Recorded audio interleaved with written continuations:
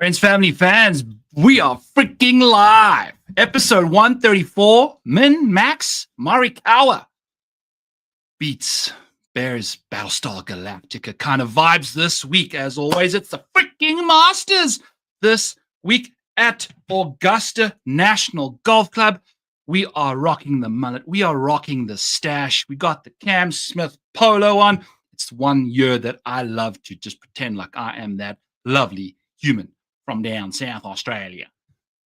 Hit that like. Hit the subscribe to Mayo Media Network. Join the Patreon in the link below. Grab the link for Profit X below as well for a shot at 5,000 Profit X cash over there if you select the winner this week. Description has the information there for 3 or 4 questions you've got to answer. Put some email. Boom chakalaka. Bob's your uncle. You're in the mix for 5,000 cashes over at Profit X. Welcome to Back 9 Bets. I appreciate every single one of you for showing the hell up. The chat's already looking unbelievable. I appreciate. Oh my God, we trousers down time.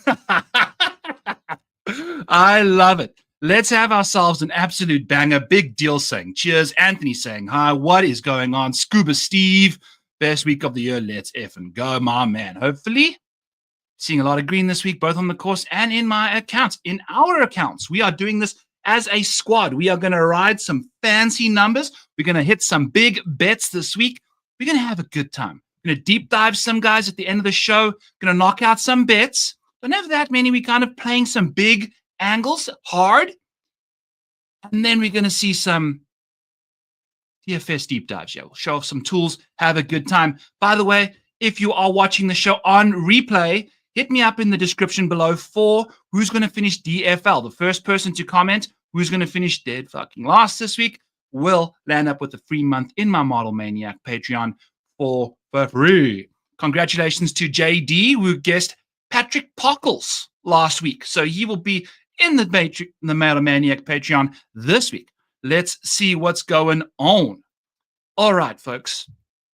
We'll get to some Profit X stuff here in a small little bit. I have a fun little matchup for you guys over there. As always, here is the ginormous model. We've got all sorts of fun stuff. But before we do that, I'm going to show you. You can just go file, make a copy, and then it's yours. Then you have your own copy. Then I'm not messing with it. When you have it, it's yours, baby. So that's what you're kind of going to want to do this week. When you join the Model Maniac Patreon, use code MASTERS25. Get yourself 25% off the first month. I would love you very much if you did so. Cool. So here's the model. This is where we're rocking and rolling. And let's just get right into it, friends. We've got the major model as well. We've got the major model, which I will preface this. If you have not got a second place finish in a major, I am not betting you this week to win the golf tournament. 77% of golfers that win a green jacket since 1999 have found themselves with a second place finish. 50% of these people have won a major before. So half of the Masters winners have already won a major. It is their second major that they are winning. 1 in every 2 people. Very important trend. It's the one I stick to. I understand it includes like 40 people, but it also removes a bunch of people. So what you can see is when I pull this up here, we've got exactly that. Who the hell doesn't have a top 2? We'll just eliminate these guys right away. Because we're not going to be betting Joaquin Niemann. We're not going to be betting Patrick Cantley. We're not going to be betting Tyrrell Hatton, Minwoo Lee, Russell Henley, Akshay Bhatia, Bobby Mack, and the rest of the guys south of $8,000. Take a look at the major wins. Top 2s, some of them have some top 5s. Later on in the year, the US Open, we can kind of lean into some top 5s because those tend to be a little more normal. But we are leaning into the major top 2s pretty hard this week. Then I've got nice little stuff for you guys over here. DFS pricing, the best finish in the Masters, the best finishes in the different majors over the years. We've got all the way back to 2018 for you guys. I love you. You love me. We're all a happy family. You know what I'm saying? As you can see here are my horrific one-and-done picks, but we've got some suggestions for you guys. I'll update the percentages here shortly after the show, but it's giving you some model rankings for yourself over there if you're looking for some one and done options. Then we had some round 3 showdown stuff for the Valspar, for the Valero. We've got round 2 showdown. We've got round 4 showdown. We've got it all for you guys. as the week unfolds. Use code MASTERS25 for 25% off your first month. Let's freaking go. And that's not all. We've got this badass tool over here that we can use to kind of determine all sorts of fun stuff. We've got Masters tournament history. We've got Masters round by round stuff. We've got every tournament round by round. We've got the betting results for people. If you're looking for Ludwig Berg over the last couple of years, his top 5 market has been the best market for him to be bet in. You can see exactly what's going on. If you click over here, top 5, boom chakalaka. These are the bets that we've cashed in the top 5 market for Ludwig. It's been a hot minute since he's done that. It's okay. We're moving along swiftly. Let me get this out of the way so we are not infringing on those wonderful Model Maniac Patreons way. Okay. Lots of fun energy to start off the show. Let's relax. We've got a banner over here for Collin Morikawa, 18-1 to win the Masters. I know. I don't know why. I know, but I know. And this is the situation we're in. Because the philosophy here is this guy cannot close out a golf tournament. He cannot close out a tournament at the API. Never mind the green jacket, but he's got 2 wins in majors, 2020 and 2021. I've spoken mad shit about this dude on the internet.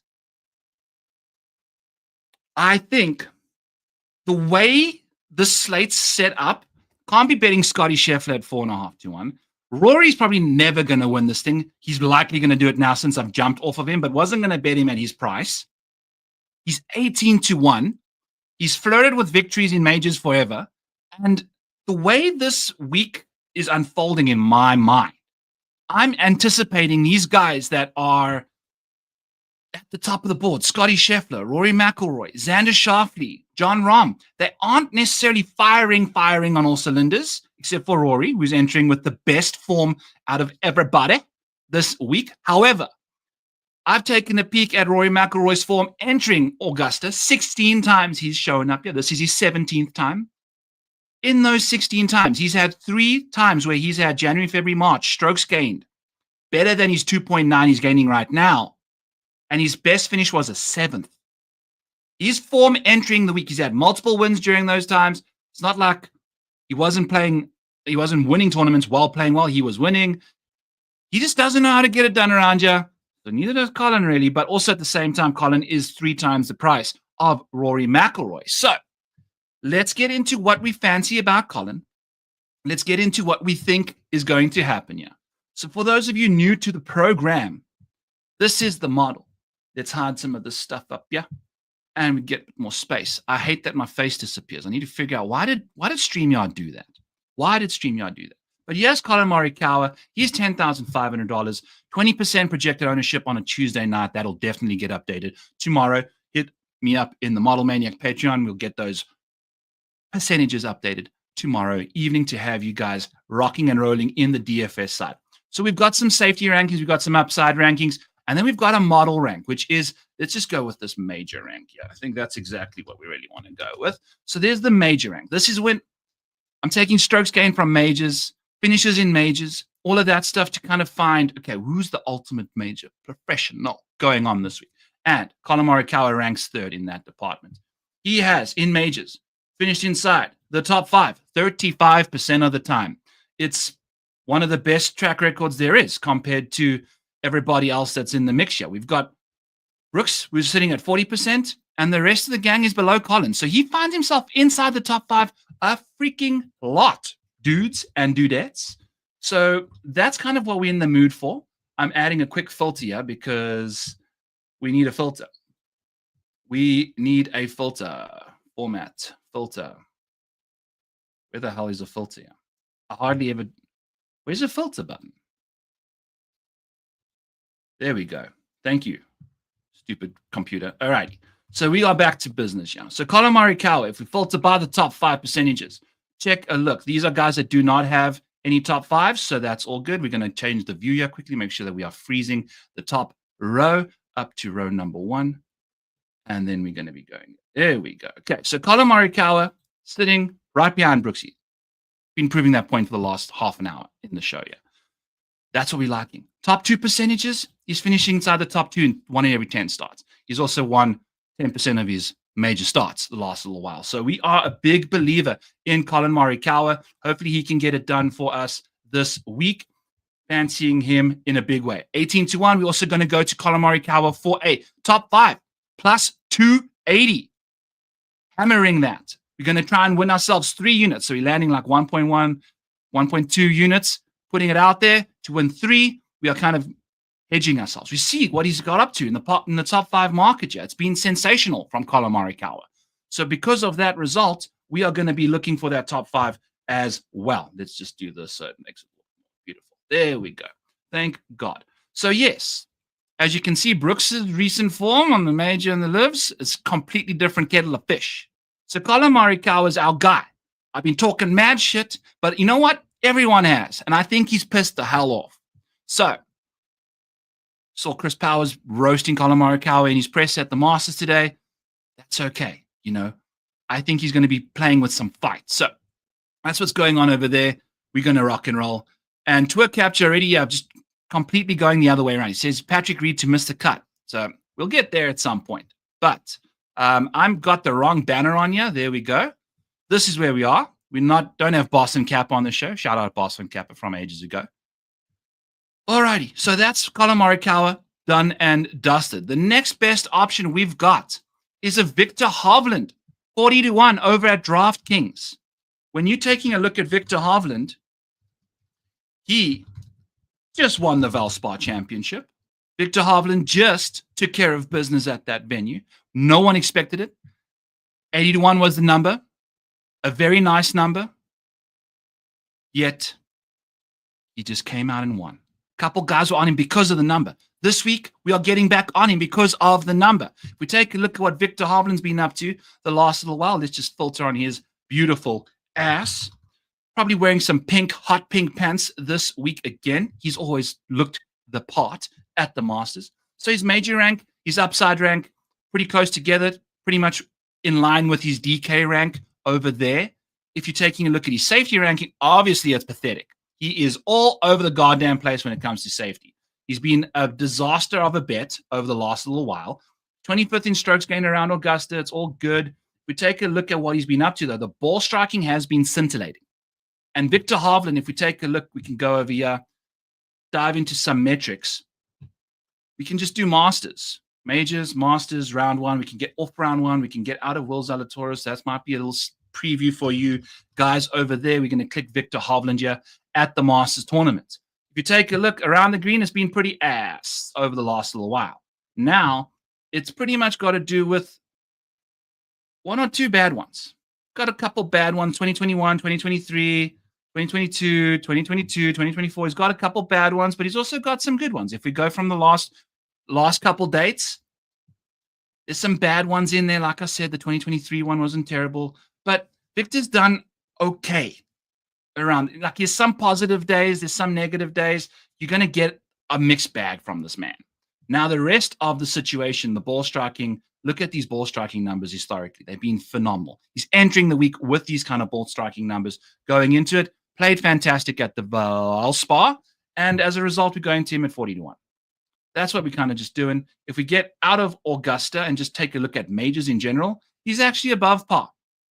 He's gaining strokes around the green, 0.11 strokes for the last little while in his last 6 or 7 years as a professional on the PGA Tour. So Viktor's been pretty close to winning a major as well. If we take a look at the Maniac model over here, we've got a top 2 rate of 5%. So he's sitting right inside the top 2 every now and then.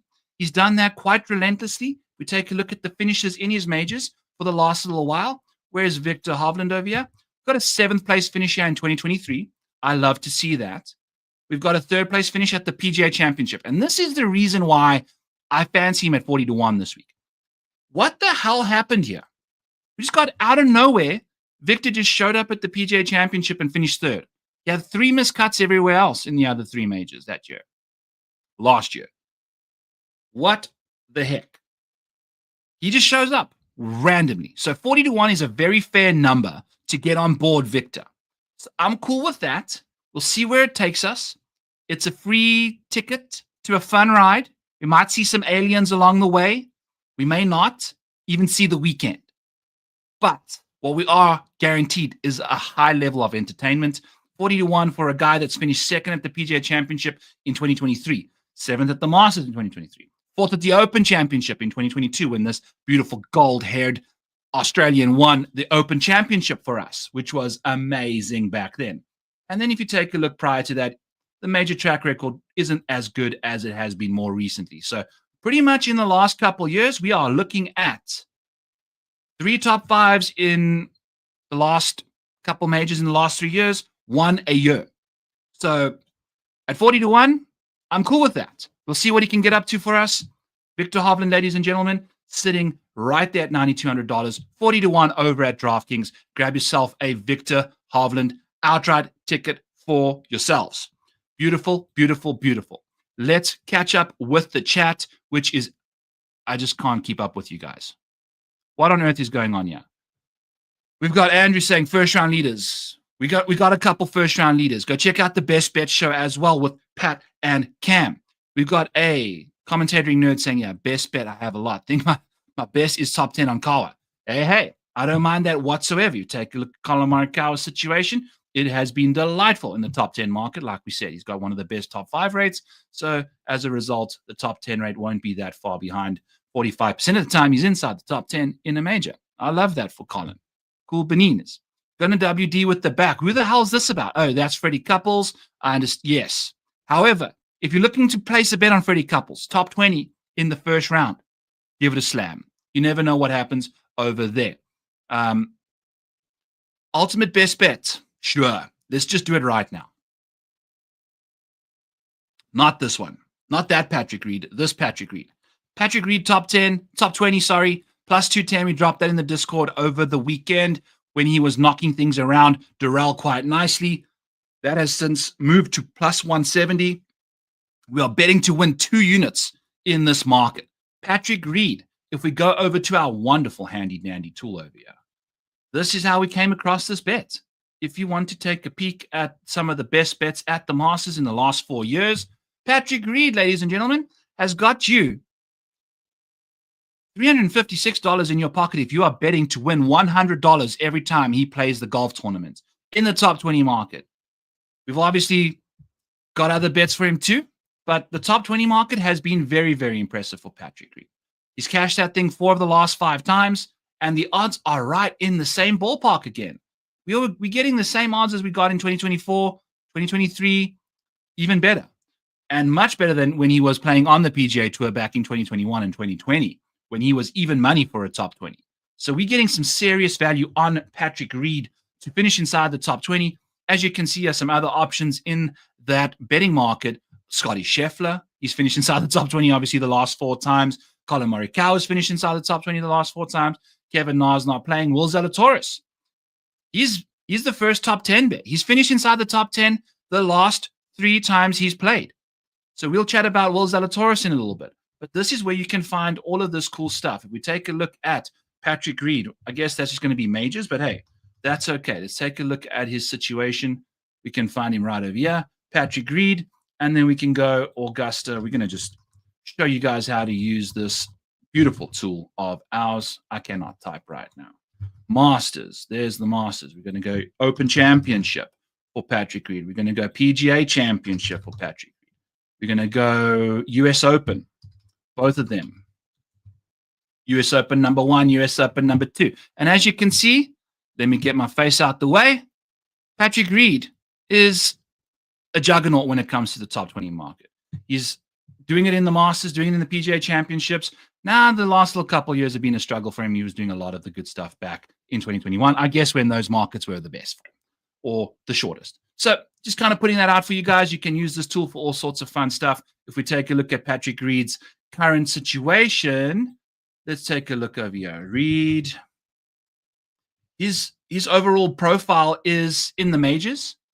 He's gaining 1.5 strokes per round. Around the green is his best trait. Let me zoom in a touch here to show you guys what's going on. His best trait is around the greens. You are getting 0.65 strokes gained over there. Putting is his next. So he's a short game guy. And that's totally okay because around the green play, putting at this golf course, essential. You need to have good putting. You need to have good play. You need to have it all the goddamn way. Now, off the tee, he struggles. It is what it is. That's what happens. But when Patrick Reed's in the lead in the last couple majors, it's been a struggle at the US Open. Obviously, at the Masters, he won that thing and gained 4.5 strokes, 4.26 strokes in that final round. So it was good to see him doing that. Sorry, that was round 3. He did dominate the round 4. He yelled off the boys. He lost half a stroke. It is what it is. So if you're using some showdown stuff, this tool is perfect for showdown because you can see, okay, is this guy within 3 strokes? What's he done when he's chasing people down most recently? So there's all sorts of fun stuff you can use this tool for. I'm a big fan of it. So that's Patrick Reed for you for a top 20. We're also going to be going to him for a top win. What the hell did I just say there? We're going to him for a W. 90-1. I think Reed has just been playing far too good. That number seems a little unfair, in my opinion. I think in a good way. Unfair in a good way. We like 90-1 numbers on Patrick Reed around a golf course that we've seen massive success from him in the past. So we can go to a tournament by tournament level over here and click Patrick Reed, and you can see exactly what he's got up to at the Masters for the last little while. Yeah, he is with strokes gained for y'all in the last 4 or 5 years, and we don't have 2025, obviously, because we haven't played there yet. But the ball striking comes and goes, but the short game has always been pretty impressive. He's gaining basically a stroke per round, minimum, around this golf course. So that's essential. You need to be doing that around here, as you can see, losing off the tee, like we showed you in the previous screen. Cool bananas. Let's check the freaking catcher. We got the big blonde shagger. Yeah. Prasant. What's up, Keith? Mike, my bad. Prasant saying Kawa for first round leader. That does not seem like a terrible situation to go to. We're going to win this damn thing. So hopefully he gets into the first round lead and see where we can go from there.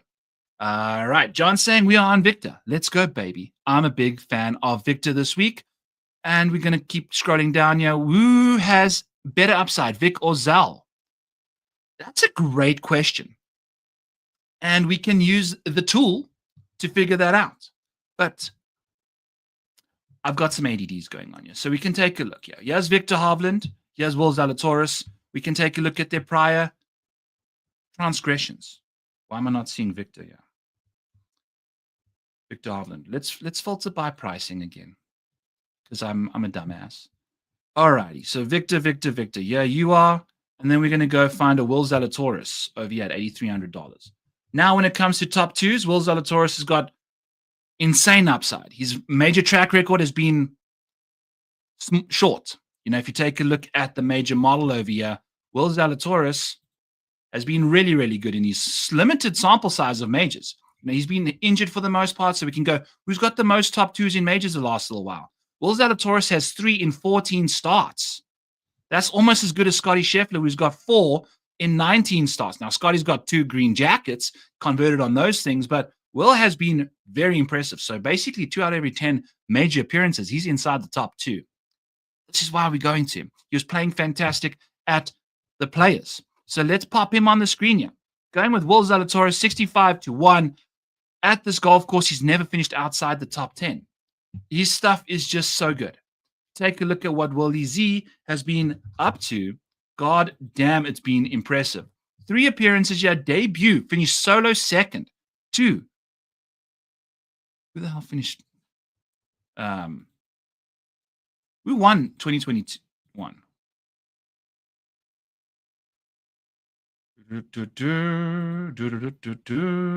Hideki. That was the year Hideki won. Interesting. Xander did not finish second that year. Fun stuff. Okay. Complete tangent. We're going back to business here. Will Zalatoris, clicking his name. Ball striking, super, super solid. But the nice thing about Will Zalatoris is he's never lost short game around Augusta. And you know how bad Willie Z's short game can be. It's like a Willie disease around the short game situation there. If you take Augusta away, look at this disaster. Like that short game metric gets even worse. But if you click on the majors, it gets better. For some reason, he shows the hell up in these majors. He's 65-1. He's been playing some solid-ass golf the last little while. So give me Will Zalatoris. If we take a look at his more recent performances, let's take a peek here for Willie Z, get 2025 in the mixture as well. We got the Valspar over there. He was balling out with the ball strike. The ball striking has eclipsed 1 stroke per round every single tournament in the last 3, which is great to see. The short game, crap. But again, we just mentioned the major stuff is good for Willie Z. So give me all of that.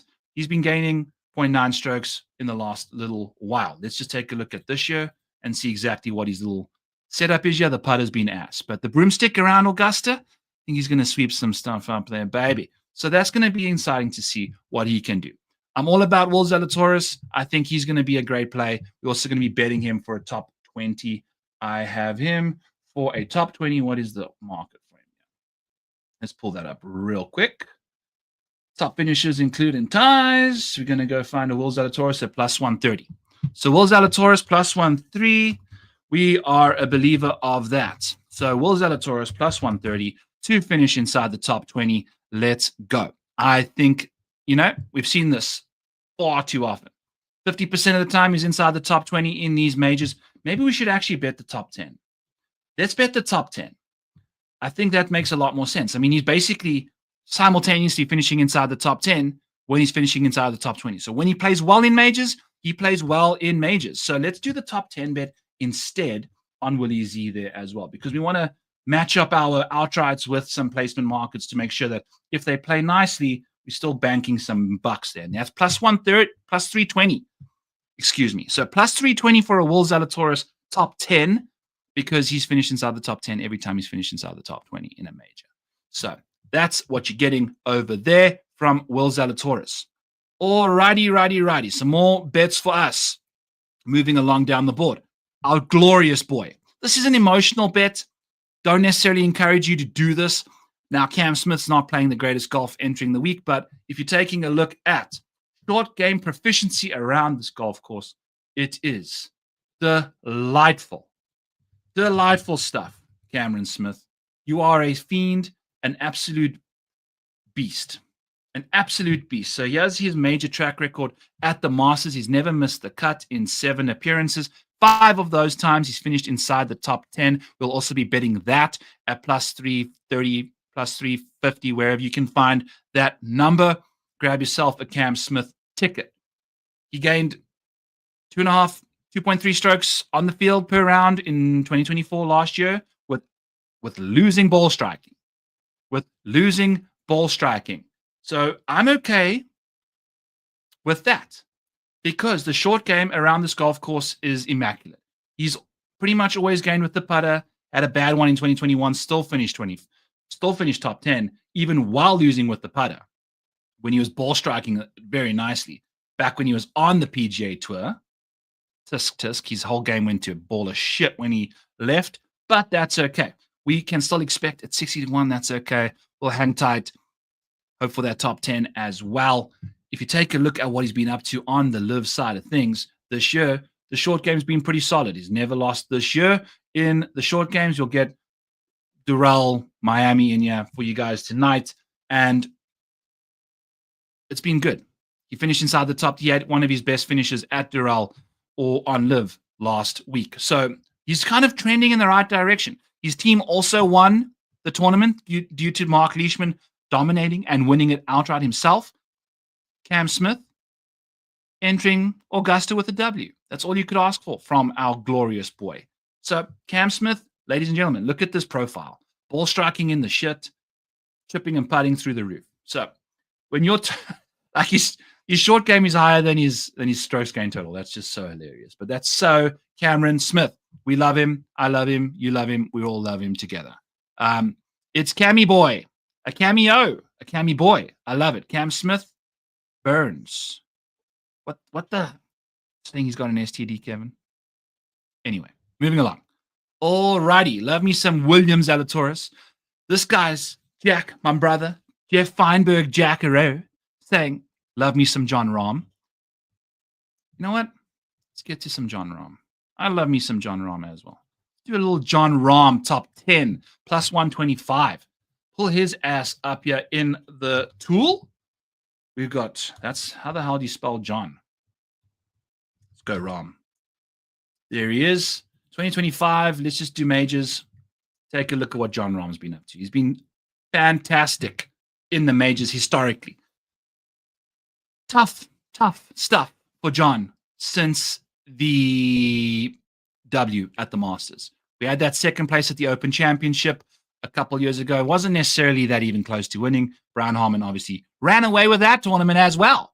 We had Andrew Novak in the mix. We had Bud Carley finish top 5. We had Rio Etsutsuni finish top 5 last week.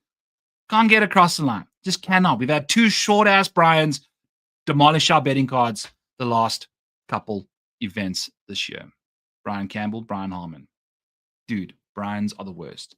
Anyway, back to Jon Rahm. Plus 125 ties paid in full for a top 10. If we go over to this tool, you can see 7th at the Open Championship last year, 2nd the year before at the Open Championship, the Masters winner of 2023. So struggled the year afterwards. That's typically the case. That's why we're not on Scotty Scheffler. That's also, we can't even bet him at his price, but that's neither here nor there.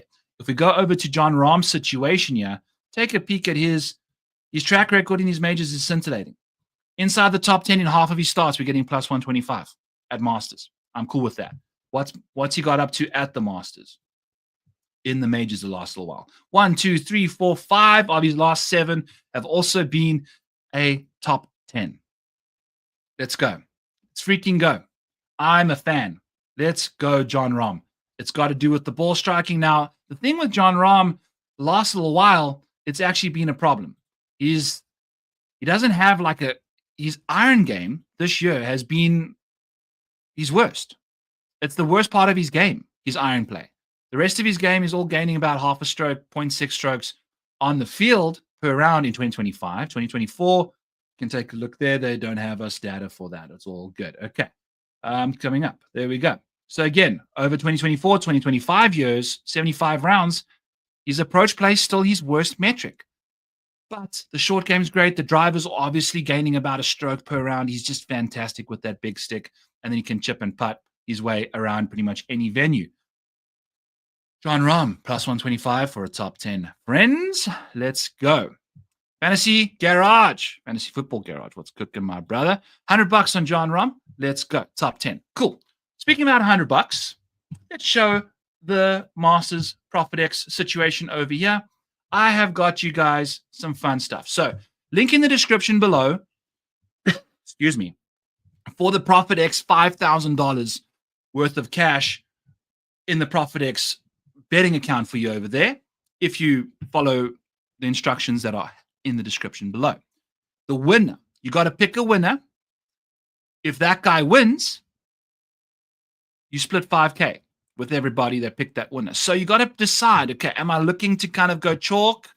Am I looking to take on a bit like it's one and done type situation here? You are looking to get a one and done type situation in the mix. But that's not all that we got going on over at the Profit X side of things over here. We're going to go to golf markets. We're going to go to matchups, for golf. And I've got us a Corey Connors, Joaquin Niemann situation. I requested this for us. I've popped out a big, big number there. We've got Joaquin Niemann for you guys. You Joaquin Niemann truthers, if you want to take some of my money, come on over. We've got minus 115, minus 113, minus 114 for you guys to bet Niemann to beat Corey Connors around Augusta. I think Corey Connors is going to handle him quite nicely. Joaquin Niemann obviously still looking to get his first top 10 in a major. So that's going to be a problem. So you can go over to bet Profit X, Got Profit X for you guys cooking over here. Use code FG Degenerates. Get yourself 2% on your deposits over there, up to $300. We would appreciate you guys if you just did that for us. And as you can see, we've got Corey Connors over here. We've got a ton of different matchups. We've got all the different Masters bets for you guys cooking over here. If you're in the mood, we have got you covered. We're going to have round by round stuff as well. We've got round markets. We've got golf matchups. We've got golf markets. We've got it all. We've got round one scores. Take a peek at some round one scores. So we've got anything that we like over here. So Scotty Scheffler over 68.5. Let's take a look. Scheffler at the Masters.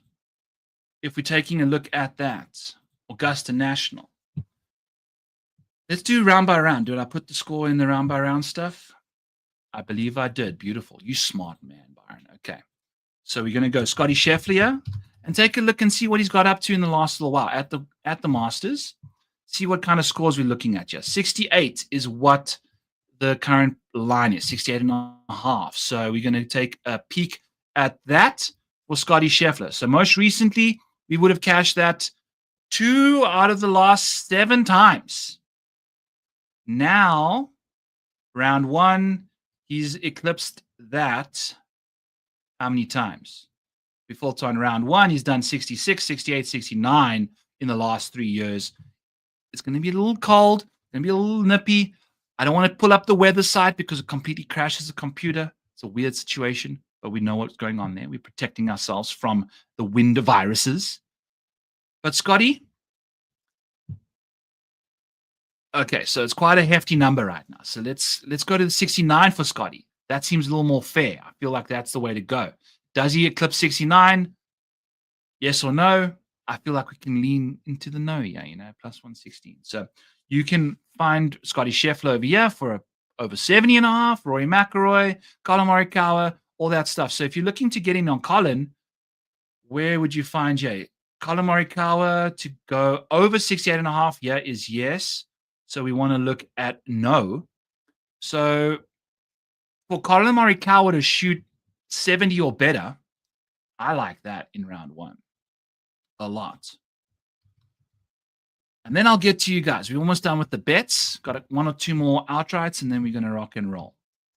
Collin Morikawa, in his 5 last Masters appearances in round 1, he has only shot a 69. That's it. So not necessarily the fastest starter, but he did gain strokes on the field. Not necessarily the greatest amount of strokes, but some good stroke gainage. And the 3 strokes he gained there in 2023 was solid enough. Anyway, just kind of showing you guys what you can do over at ProfitX.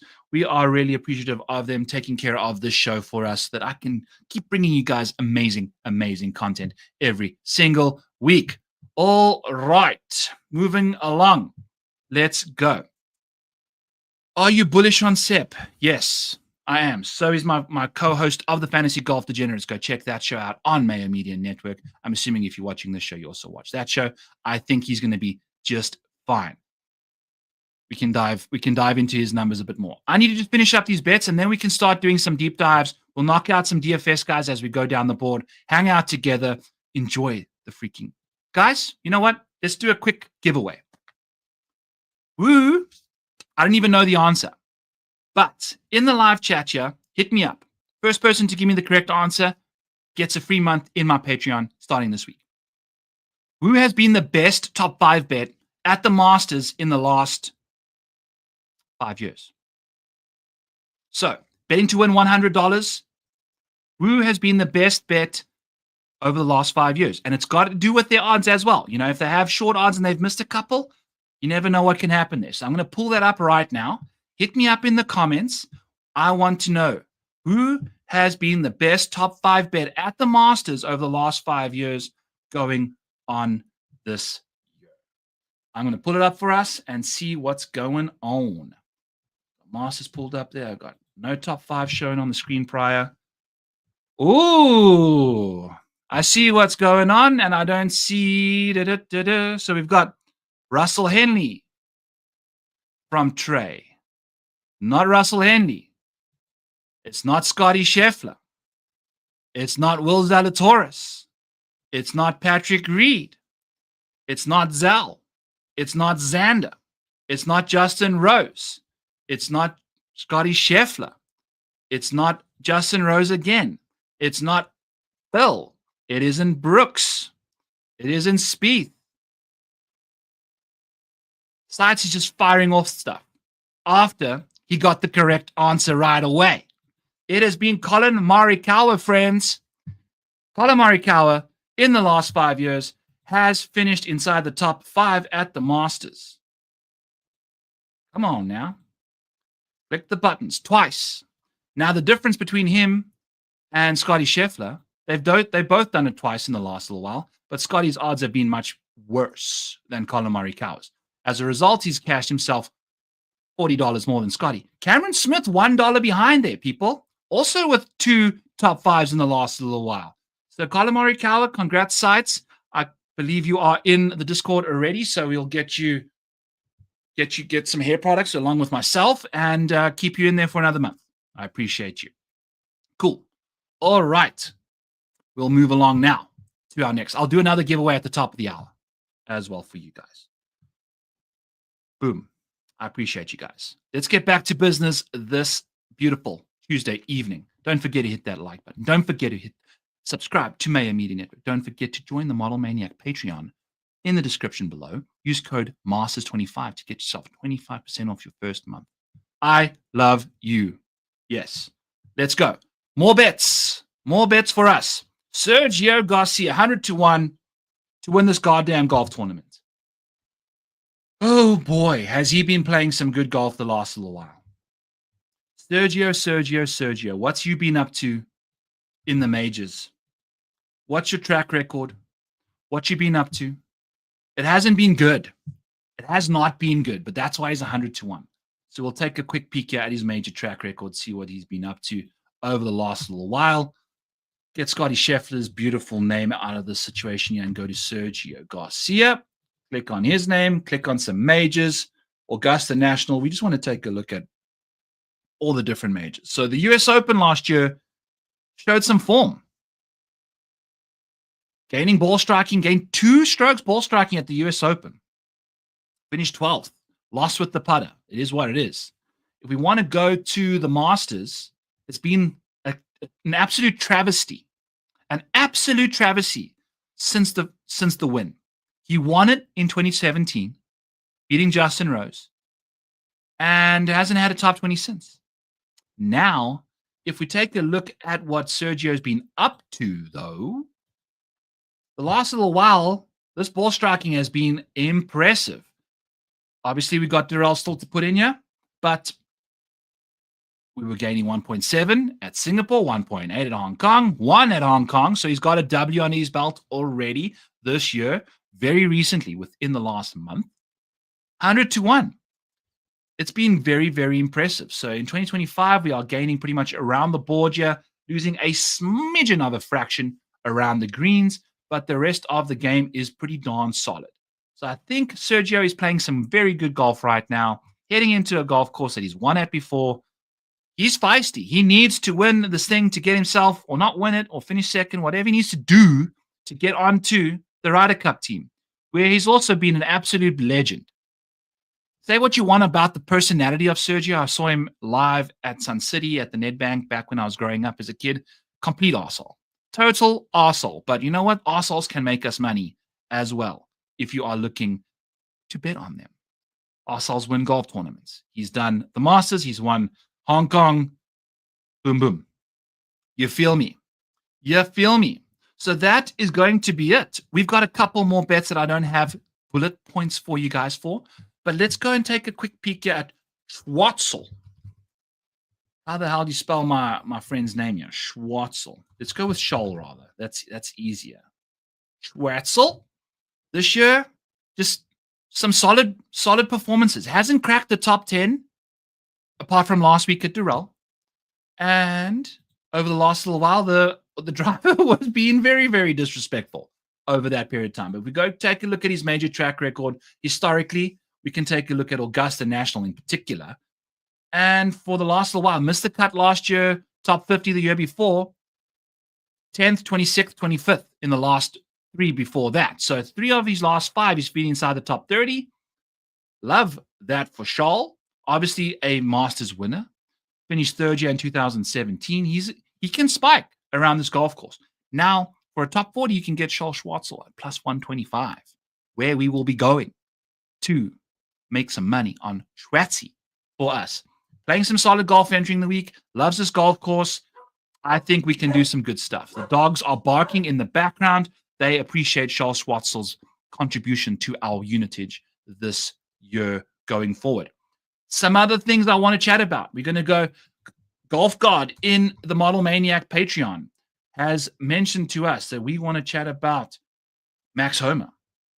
If we go over to the model tool here, let's click on this thing, show you some different other stuff that you can find over in the Model Maniac Patreon over here. Use code Masters for 25% off. Let's go Max Homa, who, by the way, has got another caddy on the bag.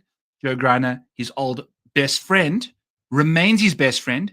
And I believe Greiner was the guy that decided no more. I don't want to do this caddy thing. I want to be your best buddy. You are playing far too shit for me to be a friend and a caddy at the same time. As you can see here, Max Homa has lost $1,654 over the last little while. He has been putrid since Pebble Beach, which was a no-cut event. We have missed every single cut under the sun. So minus 150. Golf God got it at minus 130 in the Patreon. We've got it minus 150 for Max Homa to miss the cut this week. He hasn't made a cut this year. Where there was a cut, he missed it. When there wasn't, he was at the bottom of the barrel. His major track record at Augusta has been trending last year, obviously. Had his best major finish for Old Maximus. Derailius, though. His game has just gone off the rails. Where the hell is his price? I don't even know what his price tag is. Let's just find him. Just find his ass. We got to get BJ Singh out of here too. All right, so Max, a third at the Masters. Congratulations there. That was his first top 5 after a top 10 at the Open Championship. But he has just been very, very poor. 6 straight miscuts to start 2020 and 2021. Finished 40th at the Open Championship. He likes the Open Championship, it seems. And missed the Open Championship cut in 2022, missed the cut at the US Open, and then last year, missed the cut at the US Open again. So it hasn't been the greatest, but we've seen his recent form. It's terrible.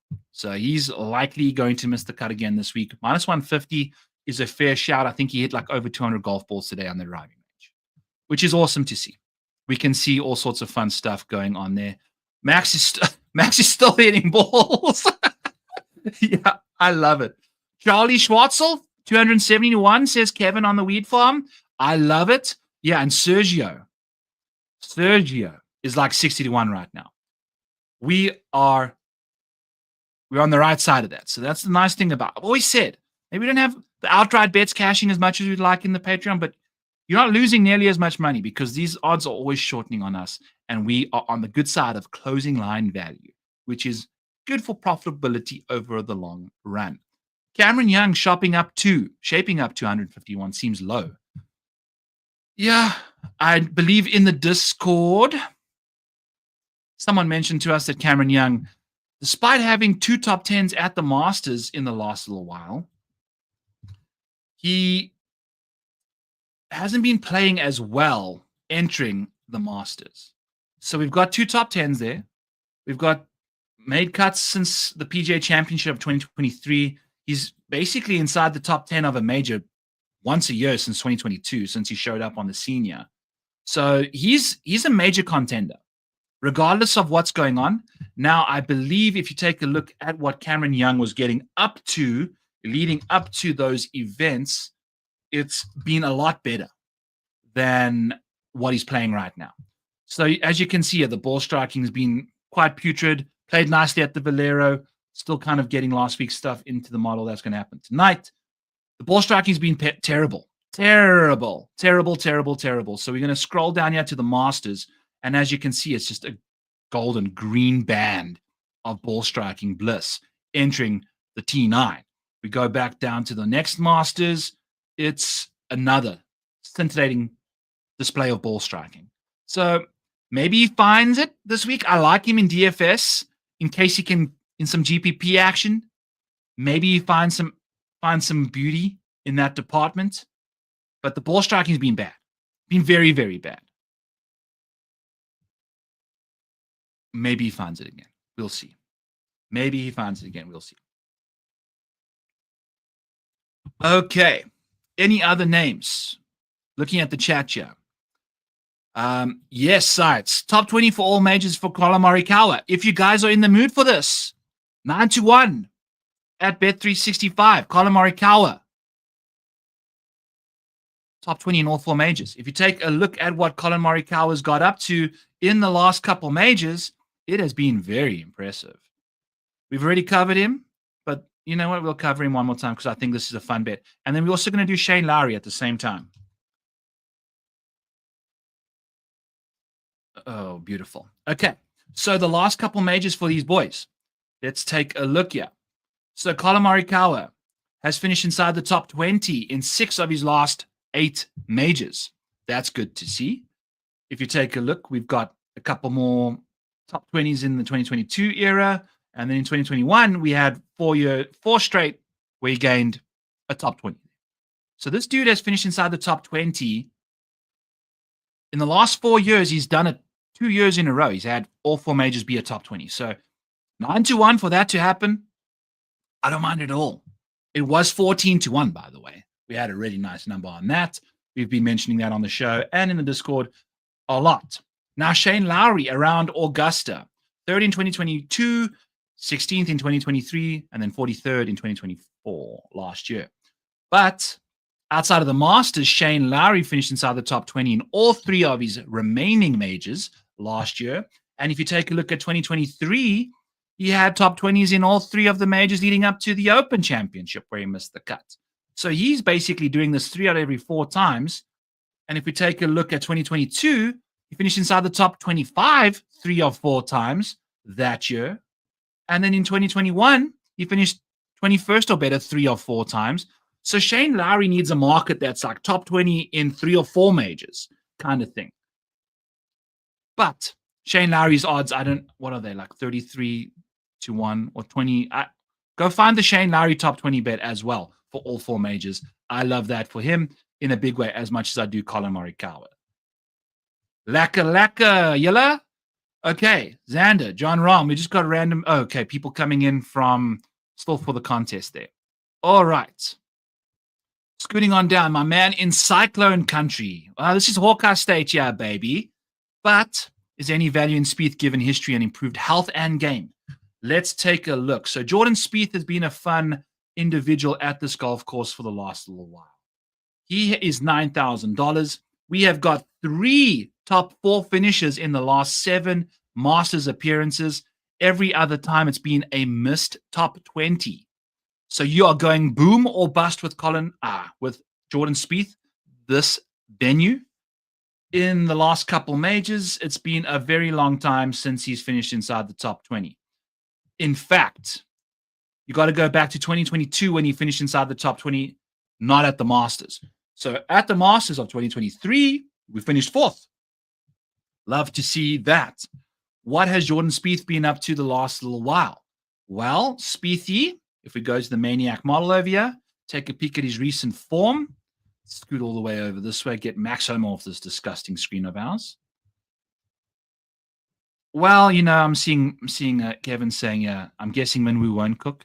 Hey, you never know. I'm not going to say no to that. I respect the man now. I've been trashing his name for too long. It's okay. We're moving along here. So here's Jordan Spieth's situation. As you can see, his Masters track record over the last little while. And then we've got his more recent finishes. So we've got the Valero. He finished 12th. Played nicely down the stretch. 9th at the Cognizant and 4th at the Waste Management. So he's got these boom or bust potentials. I like him maybe for a top 5, top 10 sprinkle. If you're looking to bet him, I don't mind him as a DFS option. What is his ownership? 11%. Not terrible. Not terrible if you do ask me. He's giving you some serious upside at this golf course, and he's a reasonable price. If you're looking at Tommy Fleetwood, what the hell's Tommy Fleetwood got up to at this golf course? Also, I want to freeze up to this column over here. Let's see if I can freeze it for us. Up to column D. There we go. Beautiful. So Tommy Fleetwood he's also got a top 3 last year at Augusta. That's good to see, but really hasn't cracked the top 10 since his 5th at the Genesis Invitational, which was ultimately a backdoor action, I believe. This will be a fun little deep dive as well. I'm totally just getting derailed here on Tommy Fleetwood, but it's kind of fun to see. Let's do the one with the within 3 and without 3 and all that jazz. Hit the reset filters over here. Get Fleetwood on the screen. And this year, Tommy Fleetwood has not been within 3 of the lead ever after round 1. It's just been 4 back or worse. In 2024, he had the lead a couple times. At the Olympics, he was leading entering round 3 at Dubai and Dubai. So basically, the The 3 leads Tommy Fleetwood had last year on the PGA, inverted commas, if you can see my fingers underneath here, were not even in the country. They were in France and Dubai. So congratulations to Tommy. Also, it's been great. But this is Augusta. This is in Georgia, United States of America. Whether or not Tommy Fleetwood can get that going, we don't know. When he has been within 3 strokes of the lead, Dubai, Alfred Dunhill back in SA, or is that's the Lynx? That's the one in Europe. He's just, man. You know what I'm saying with this Tommy Fleetwood situation. So I don't know. He's not playing the greatest right now. I don't know if I'm in the mood for Tommy Fleetwood. He's not going to win this golf tournament. I'll tell you that. That's going to be the guy who says not going to cook. Tommy Fleetwood. He needs to get blonde locks like your boy over here. All right. Some more stuff. I absolutely love. We love. Okay, here we go. Thoughts on top debutants. I'm debating between Pendrith and McNeely. Well, Sites, I've got another name for you. And in fact, this is the guy that I actually wanted to bring up to you guys. And his name is, as I type this up, Thomas Dietrich, plus 900, top debutant. Boom, bomb, bastic over here. Majors, not Tommy Fleetwood, not Euro 2024. We want Dietrich, the winner of the Waste Management Phoenix Open. Why? There we go. All right, Thomas Dietrich in the majors. This dude, he's been within 3 of the majors the last couple. I mean, interesting stuff. This is when Dietrich still wasn't the killer Dietrich that we've experienced the last little while. But at the US Open, he was within 3 strokes heading into round 3. At the PGA Championship of last year as well, he was within 3 strokes heading into round 3. And was within 1 at the US Open last year. Incredible stuff from Thomas. But we don't want to see when he's been within 3. We want to see just how he's done overall. And Thomas Dietrich, folks, T14 at the US Open, 4th at the PGA Championship, 13th at the Open Championship, 40th at the PGA Championship in 2023, 40th, top 40 again, T34, at the Open Championship in 2022. So missed a couple cuts in 2021 and beyond, but that's okay. He's shown us the last couple majors. He's been very, very impressive.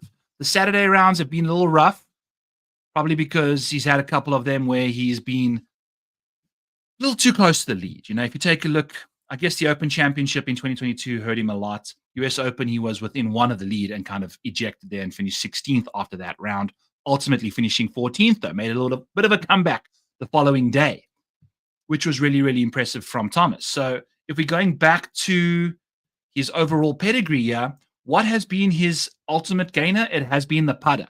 That can be a massive problem. It can also result in incredible upside for him. He's lost off the tee, which is quite fancy because he's really, really impressive off the tee, typically with the distance. And I think I kind of like that around Augusta. If we take a look at Dietrich's pedigree over here, Thomas Dietrich keeps it between Dietrichs. All right, so let's see. This should be some bigger names, probably. There we go. Good to see that's there. Then we're going to take a look at Thomas Dietrich's driving and distances, etc. If we want to take a look at how he plays hellish golf courses, he typically plays those the best. I don't know if Augusta's going to play hellishly difficult. Maybe he's going to play hard. He still has the 45th best strokes gained in that department. So we like Thomas Dietrich going on there. The distance is 34th in this field, and the accuracy is 78th of 96. Now 95 without Vijay Singh and his bad back or whatever is wrong with him. But if you take a look at this situation here, I mean, look at these finishes in the majors. Very, very nice. Now, what the heck? Who was the guy? Was it Sites, top debutant, Pendrith, and McNeely? Let's take a look here. Let's add these guys to the mix and see if we believe in them as much as you do. McNeely and Pendrith. So their track records. Maverick McNeely hasn't had a top 20 in a major. Now, we don't know if that has he even played in majors? We don't know. We can go investigate that. Taylor Pendrith has a couple top 20s. But Thomas Dietrich way more upside than these other two in these majors. So let's go deep dive a couple of these boys. We're going to go to McNeely first, just make sure that he has played in the majors. He has, and it hasn't been good. So, yeah. T23 in the PGA Championship last year, good stuff, but not necessarily the greatest. Now he's playing a lot better golf right now. We take a look at what he's been up to the last little bit. It's been better, but he's also had some tragic rounds at the Players and the Arnold Palmer Invitational. We lost 8 and 9.5 strokes in 2 separate instances. Not good. He can have massive blow-up potential. He's also very, very talented. Almost won the Genesis Invitational as well, gaining 6 strokes in the final round there. From 4 back, he finished second. So that was very impressive from McNeely. Can't say I'm a fan of his major pedigree just yet. Pendrith, on the other hand, we are looking at his major track record. If we're looking at what he's been up to the last little while, some solid finishes. We got a T5 at the Texas Children's, which is apparently a very similar golf course to Augusta. They set it up in similar ways. It's too easy of a golf course. Just miss me with that comp. But prior to that, it hasn't been the greatest. Pebble Beach he typically plays nicely at, so we'll see what he can get up to. Has not obviously played at Augusta, but what is his major track record look like? We are dealing with a US Open top 20 in his last start, a miscut at the PGA Championship, a miscut at the US Open prior. PGA Championship in 2023, he had a top 30. So nothing necessarily screaming upside. Obviously, Dietrich has got that upside going on. He's got that upside down. You know what I'm saying? If you're down with the upside, let's go with Thomas Dietrich. Cool bananas. Okay, so Thomas Dietrich, let's get him plus 900 for top debutant. Comments, questions. We are at the top of the hour. Let's do this. All right. Who has been the best top 10 bet over the last 5 years in majors? All the majors. Best top 10 bet return in all the majors. Hit me in the chat right now. Let's go. I'll give away another free month of the Model Maniac Patreon. If you don't win this contest, use code Masters for 25. Masters 25 for 25% off your first month. I appreciate you guys. Pulling it up right now. I'm going to investigate myself to see who has returned the most dollars in the top 10 market for all the majors in the last 5 years. Let's take a peek. The Masters, the US Open. Got those two clicking over here. We're going to go to the PGA Championship. Make sure that that's in the mix. We're going to go to the Open Championship. Make sure that that's in the mix. All right. Top 10 bet. Which one has been the most profitable in that department? Probably too easy of a question, wasn't it? Probably too easy of a question. Not Tiger. Kevin, please. Not Collin Morikawa, Mike. Not Viktor Hovland, Cody. Not Xander Schauffele, Matt, although he is third. Not Rory McIlroy, he's fourth. Last 5 years, I heard. Okay, you heard ever? Yeah. Do not indulge in your product, my friend. Scuba Steve in the chat was the first to say Scotty, baby. Correct. Scotty Scheffler was the obvious answer. I didn't know where to go there, but Scotty Scheffler has been scintillating in the top 10 market. I mean, he's literally missing it. One in every couple, really. And it's mainly the Open Championship that's got him 2 times the last couple of years. So it's been really impressive from Scotty Scheffler. He's returned you $450 if you've bet him top 10 in all the majors. Now, you would have had to lay negative odds pretty much ever since the beginning of 2023. But his consistency was incredible. If you've gone 2023 to 2024, he kind of loses a bit. Xander's the guy that's returned $1,000. Very impressive stuff from Xander in the last 2 years. Very impressive stuff from Xander in the last 2 years. So Scotty Scheffler, the guy. Too easy of a question. I apologize there, but fastest fingers first. Congratulations, Scuba Steve. The link to the Discord is in the description below. Just get yourself in there. I'll get you the correct role in the Discord so that you can have yourself a free month, courtesy of moi. I appreciate you. Also, if you want to get in the Discord and you don't know technology that well, hit the link in the description below in the Discord. You'll jump in there. I'll message you and I'll get you on in. We'll get you hooked up with the Patreon, and then you can be part of the gang over at the Model Maniac Patreon side of things. Cool. So Xander Schauffele, credible stuff. Bryson DeChambeau has cashed that in the last 3 of the last 4. Has been impressive for him. Good to see in that department. All right. Yes. Can't get high off your own supply, my friend. Number 1 rule. Gotta listen. Gotta listen. It's all about a fish. All right. Let's take a look here. Wheels up. What do you regret about not focusing more on this week's DFS betting theory? There is so much content to consume. Where do you think the edges as we prepare lineups are? That is a very good question. Wheels up, you are such a philosophical individual, aren't you? Okay, so I hardly consume content early because I want to provide, as a content creator, I want to provide my own information to start off with. Then I consume some of my favorite shows because also I'm so freaking busy. I don't even have the time to do it. But I think it is good to consume because then you can find some guys that you don't have that big of a stance on that the majority of the world is on. Granted, we can just see that by ownership. And you disappear off those guys. If you don't like them, you fade them. It's all good. Now, this week is hard to fade because course history is so goddamn predictive at this venue.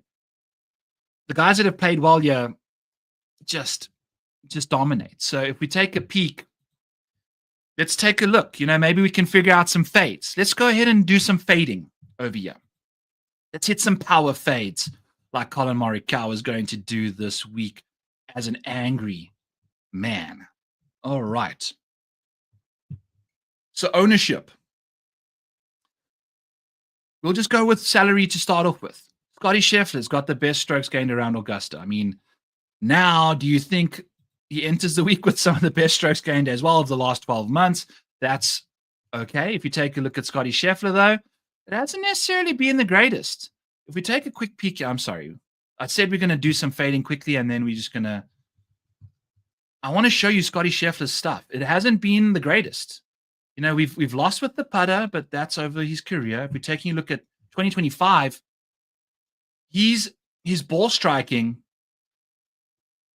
hasn't been the best. We want to actually just do the tournament stuff. I'm all over the place, yeah. Scheffler. Okay. Yeah, Scottie Scheffler. When he's entered the last 2 years at Augusta, he's had multiple times in a tournament where he's gained more than 2 strokes ball striking. We got to go all the way back to the men's Olympics back in June, July, August, when he gained over 2 strokes ball striking. So the ball striking is obviously not there. Now, the putter has definitely spiked. The Genesis Invitational and the Texas Children's Houston Open, he gained more with the short game than he did with ball striking in both instances. Is that Scottie Scheffler-esque? That is not the Scottie Scheffler blueprint, is it? When your short game, as your name Scottie Scheffler, is more than your ball striking, you're going to finish second and third. But a couple missed putts, boom. That just kicks you right out of the mix. The ball striking is why Scottie Scheffler has been so goddamn consistent the last little while.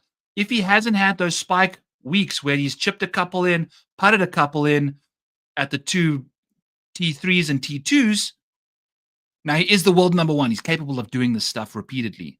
But the short game stuff is so binary. The ball's either in the hole or it's not, whereas an approach shot can be off by a couple feet and you can still make that putt. It's a little more difficult to do so, but the ball striking, that's why it's more predictive than short game. So that's Scottie Scheffler for me. And if he's going to be 30% owned at $12,400, I don't think I can go there. So he's going to be a fade as an ownership fade. Rory McIlroy. He's got the 8th best strokes gained at Augusta. He's the second most priced guy. His last 12 months weighted wise.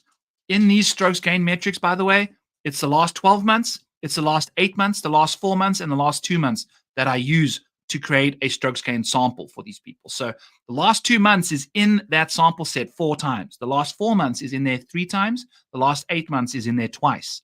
And then obviously the first 4 months of the 12 is in there once. Just to get a feel for some recent form as well, along with the decent baseline of things. So Rory, playing great right now, we've mentioned already. It's been a nightmare for him to try and win these majors. He's $11,100 is also going to be very popular. I can't do it. Ludwig Berg got the 5th best strokes gain at Augusta. Obviously, he finished 2nd here last year. He had his best ever strokes gain putting performance of his career. In his first Masters, in his debut major appearance, he putts the best he's ever putted. So, these 3 guys at the top here are tricky for me to get to. And I think that's why I've kind of leaned towards Collin Morikawa to win this tournament, because there's warts on all of these dudes. Collin, I'm going to lock into like half my lineups, and then we're going to deal with the 8K range, which we spoke about in Fantasy Golf Degenerates. We got some really fancy options in this 8K range. We've got a lot of good value, and if you just stack these 8K guys, and we've got everyone playing Scotty and Rory, there's not going to be as many 8K options in those guys' lineups as there will in ours. So I don't mind Collin at all going into this week. Jon Rahm has been great. I like him for DFS as well, because if you take a look at that top 10 pedigree, it's very impressive. He's been playing well right now. He's $2,000 cheaper than Scotty. So I'm cool with this. I like Jon Rahm's metrics. I like his consistency in majors. Got a nice top 10 at the Open Championship. He's been playing good on Live. He hasn't necessarily been playing great. Doesn't close out these tournaments, but you got what you're getting over here. You can put Collin and Jon in the same lineup. I don't mind starting with the 2 of them and figuring it out from there. Moving on to Bryson, 47th best strokes gained at Augusta. Sorry, sir. You are going to be getting a very hard red mark from me. When you take a look at Bryson DeChambeau at Augusta, this is not going to be a situation that's manageable for you, buddy. I'm sorry. Like, you're going to have to ball strike it so well around this golf course, but look at this. Around the green, he's lost 3/4 of a stroke per round at Augusta. He has never gained strokes gained around the green at Augusta in his life in the last 4 years when we have strokes gained metrics there. His first year he gained short game overall was last year. He gained a fraction because he had a decent putting week. So, yes, if we go over to the thing over here for Bryson and take a look over for Bryson DeChambeau at the Masters, we don't want that. We want the major. And then if you take a look at easy scoring conditions, was the Open Championship. He gained a couple there. We go to medium scoring conditions. The Masters doesn't quite show up yet. So it was hard, it must have been, for Bryson still. Let's take a look here. Masters. That was it hell?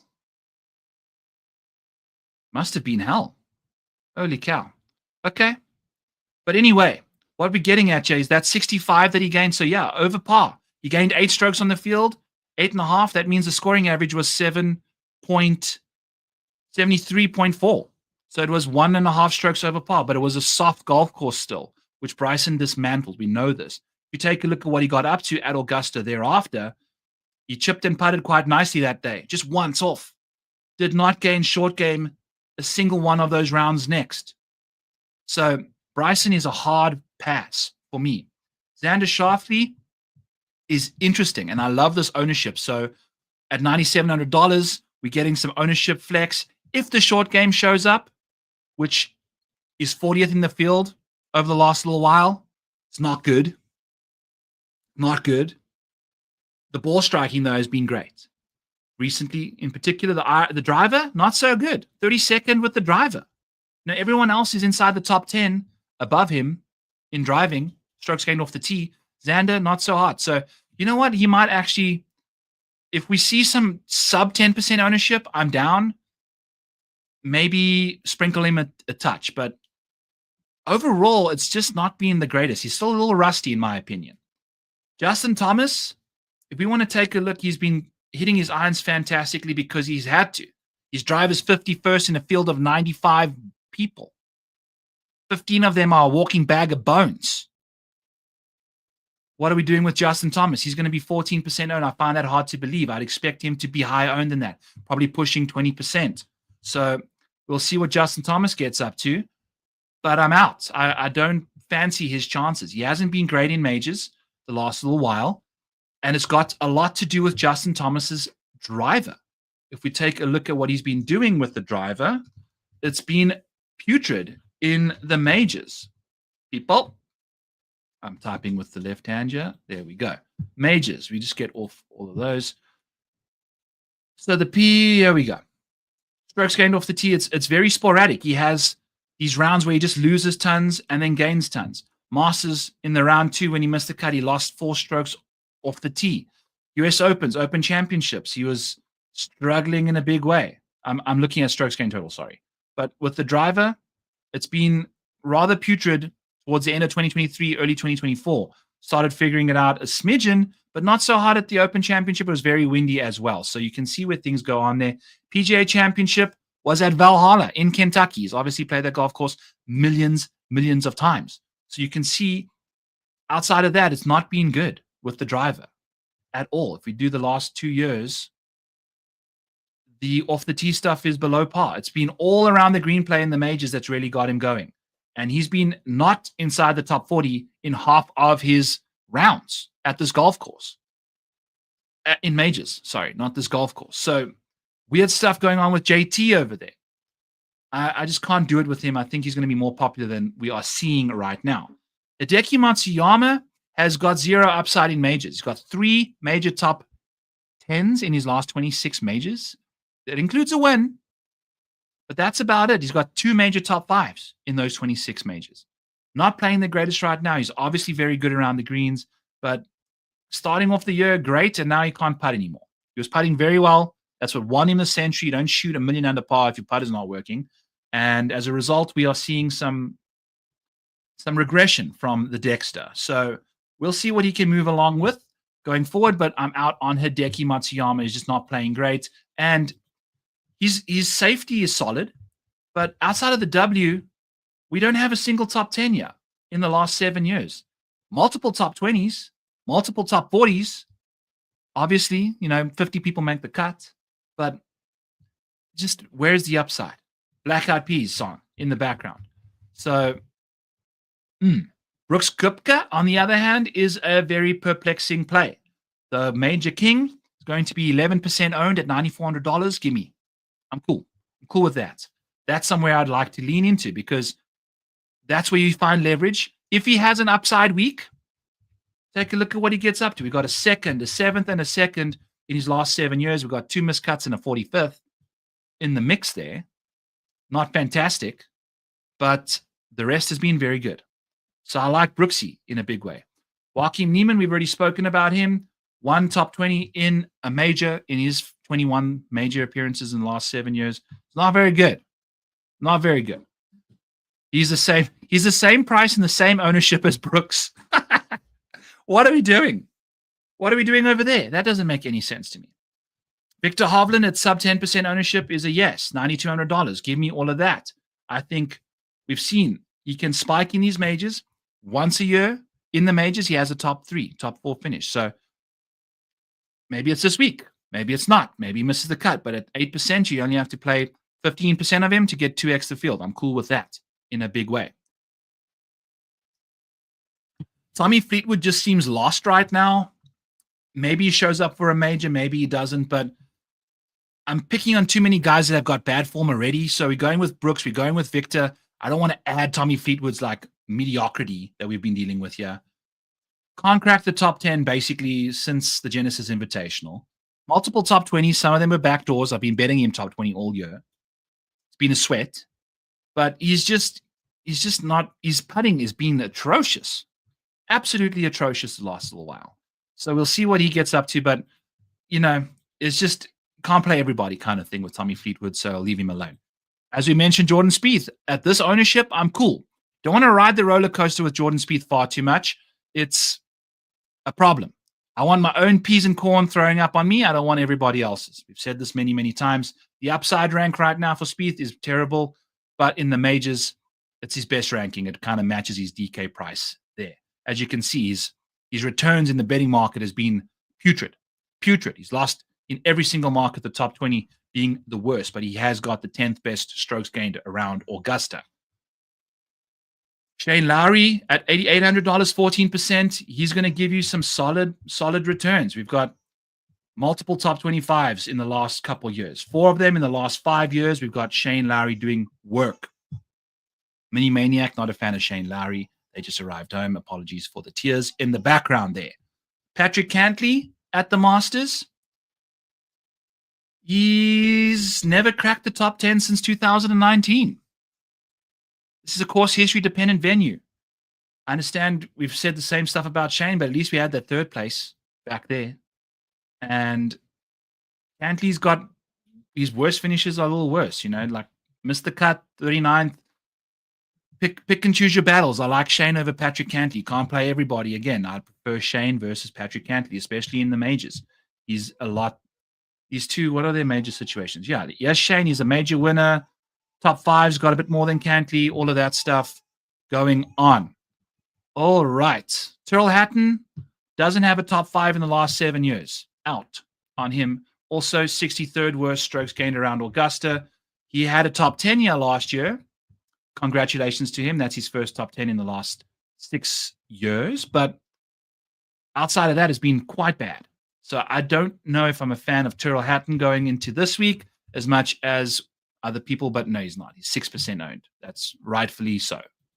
Minwoo Lee, we are cruising down here, people. We're going to pretty much knock everyone out. I'm just going to do high-level summaries on these people and then we're moving along. Also, bring me any specific questions. We can knock them out too. But Scuba Steve, you just said Xander is, what did we say with him? Yeah, we've got him green. We will be playing him if he's under 10% ownership, but you never quite know what the ownership's going to do. He isn't a terrible price, but his drive has been terrible. His short game has been mediocre. His irons have been the best part of his game, and that's about all that he's got going for him right now. Is he going to knock the rust off his short game at a major? We don't know. So he's potentially someone that I'm going to make him yellow. Yeah, I'm not super excited about him, but he's an ownership play potentially. Minwoo Lee's major track record, 14th and a 22 in his last 3 Masters appearances. Obviously won the Houston Open. Is that going to affect him a little bit this week? Is that good to have just won your last start? I don't know. I don't know what his deal is, but he seems to be doing okay in the majors for his major track record. Don't have a top 2 yet, obviously, but a couple top 5s. When he's finished inside the top 10, has been a top 5 as well. And 1 in every 4 starts is a top 20 in his majors, which isn't nearly as good as the guys around him. But he's playing better golf now. So are you projecting him to play well, or are you expecting that course, that kind of same track record to return here? Like a lack of top 10-inch percentages, but solid top 20 rates for him. But given the guys around him, there's better options, in my opinion, for Minwoo Lee. Sub 10% owned right now, though. Russell Henley, compared to Minwoo Lee, has got no top 2s, couple top 5s, couple more top 20s, couple more top 10s. Played in, obviously, a couple more majors, and has got a much better track record around Augusta with a 4th place finish here in 2023. So that's good to see from Henley. Don't mind him at all. Minwoo Lee, we'll make yellow. Henley, we're going to keep green. Will Zalatoris, we've spoken about as well. I fancy him. I've heard rumors that there may be some sort of injury situation with him. Granted, he was playing fine to end his stint on the PGA Tour prior to this week. Had a couple meltdown holes, but that's about it. Keep an eye on that for DFS. Betting-wise, hopefully he just withdraws beforehand and the bets get given back to us. DFS, you got to obviously remove him from your lineups. Cameron Smith, we've spoken about more than enough. He's 12% owned. I'm cool with him too, given his these two guys' pedigrees around this golf course, you never know what you're going to be getting from them ever. And at this price, you can play them both quite easily together with many other different combinations and have some very, very good upside at $8,200 and $8,300. Now, is Cam going to be hitting his irons in as well? We don't know. Blah, blah, blah. We've spoken about all that stuff already. Chris asking, Akshay for lefty bias here. Loves a cut, but I hate the MC last week. Yeah, you know what? He was the defending champ last week. It is what it is. Had himself some extra rest. I don't think you want to come into the Masters this week having played that weekend anyway. That's some grueling golf. That requires mental savviness to kind of handle those conditions. And as a result, I think he's going to be more refreshed. His price tag is very affordable and his ownership is nice. I like his chances. We've got one top 20 in his 5 major starts and a 35th place finisher in his debut last year. So the lefty bias is fine.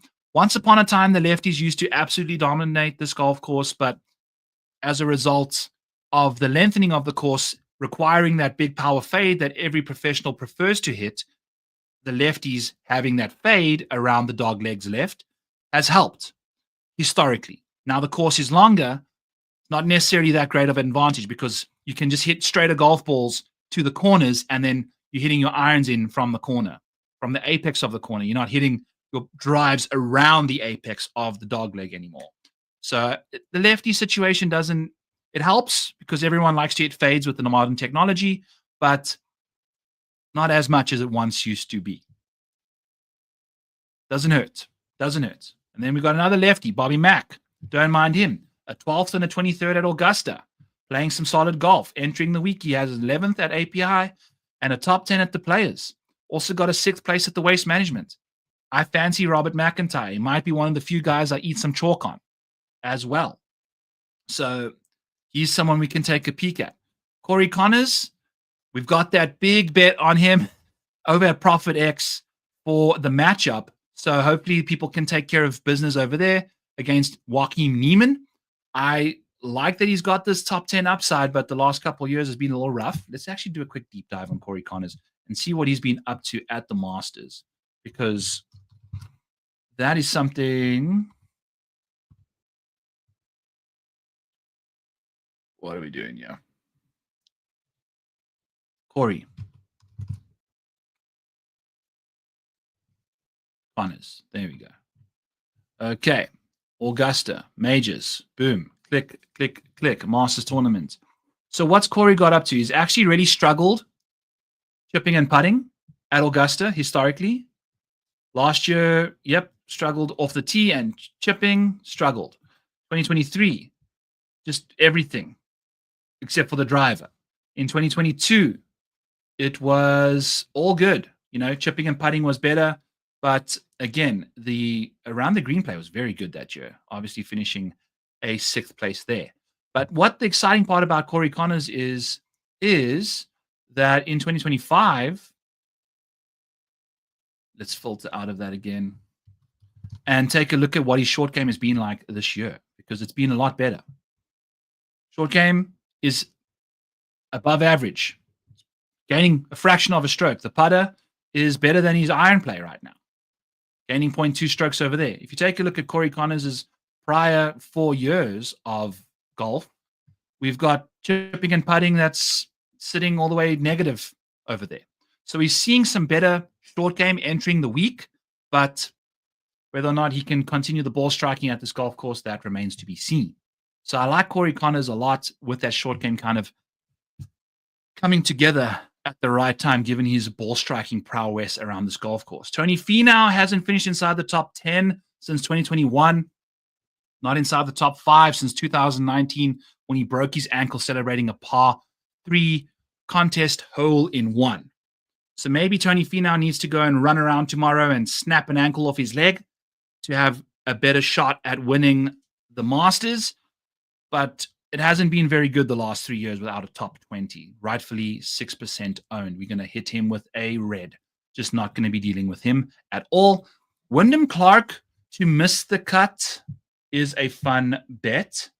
By the way, let's take a look here. I think I actually like him. I think he's like plus 150.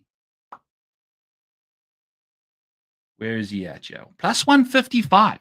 Let's do it. I'm in. Wyndham Clark to miss the cut at 155. Debut appearance here. Miscut. He, in majors, has been very, very bad. He's got 7 miscuts in 12 major appearances. 1 win. It's his only top 20. Plus 150 at a golf course that requires predominantly a draw off the tee. Predominantly. He hits a massive boomerang fade. So it's not a great course fit for him either. You know, Collin hits a nice butter cut. Wyndham hits a power fade, like a big, big boomeranger. So I can't say I'm a fan of Wyndham Clark this week at all. He's definitely going to be a red click for us over there.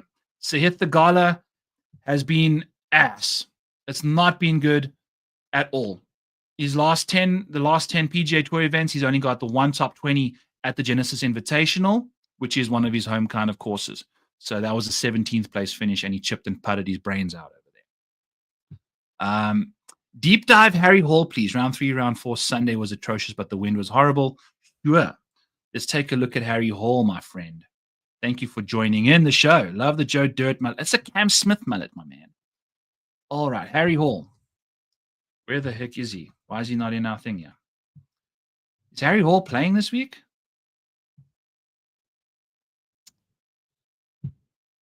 Is Harry Hall playing? Let's take a look here.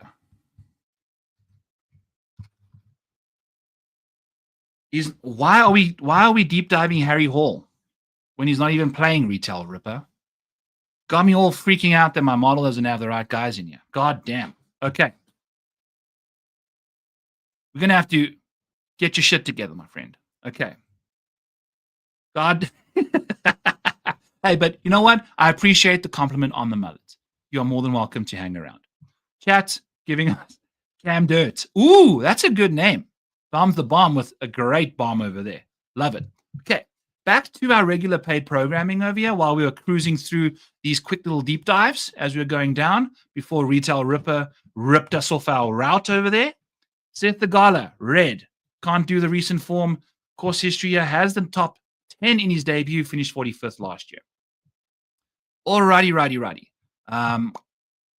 Catch you later, my friend Mike. We'll see you tomorrow. Have a fantastic Masters week, my buddy. I really, really appreciate you showing up this beautiful Tuesday evening and morning for you. So, yippee.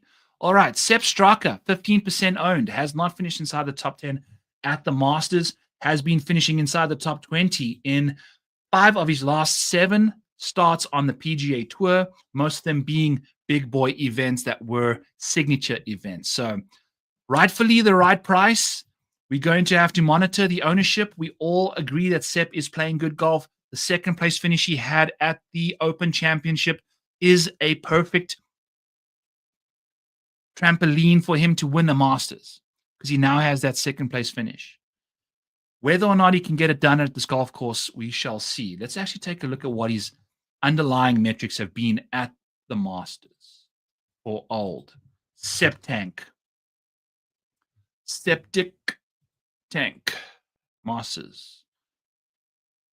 Cannot hit his irons around this golf course. He's lost a quarter of a stroke per round, but mainly got to do with the tragic 5 strokes he lost total in the 2023 final round, where he lost 3.6 strokes on approach. Not good. The next year he shows up and gains multiple strokes on approach, roughly 4. Good to see that going on for him. Cannot chip and putt, though. Struggled with the putter, struggled with the chipping, hasn't necessarily gained much around the greens at the Masters prior to the 2022 solid stuff over there and some 2023 metrics. I don't know. Can the short game... The thing with Sepp is the short game.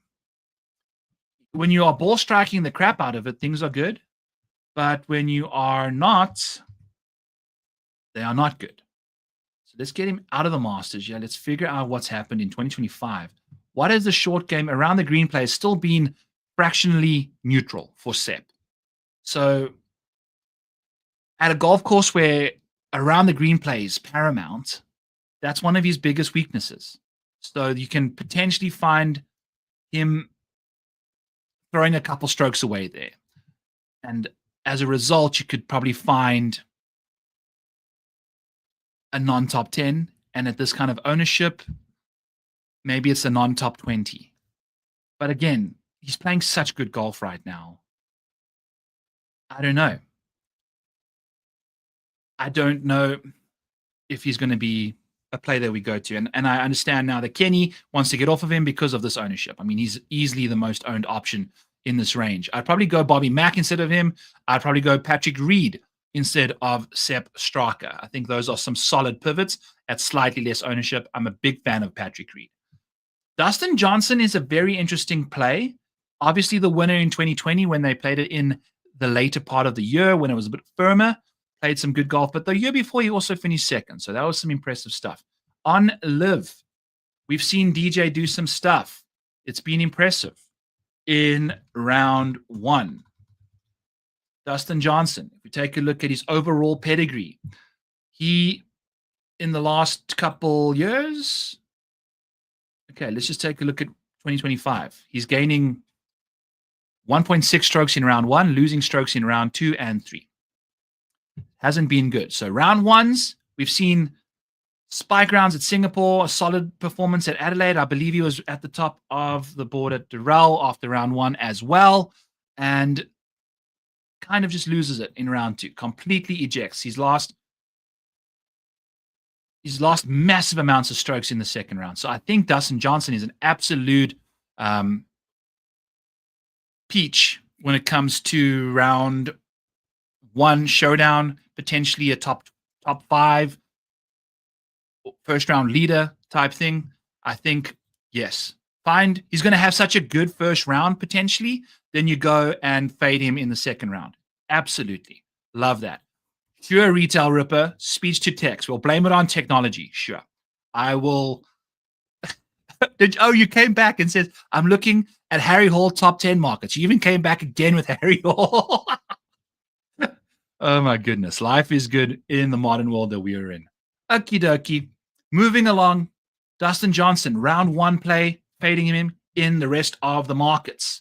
Leave him alone. He's going to be just red because he can't get it done. Can't close it out, it seems like right now.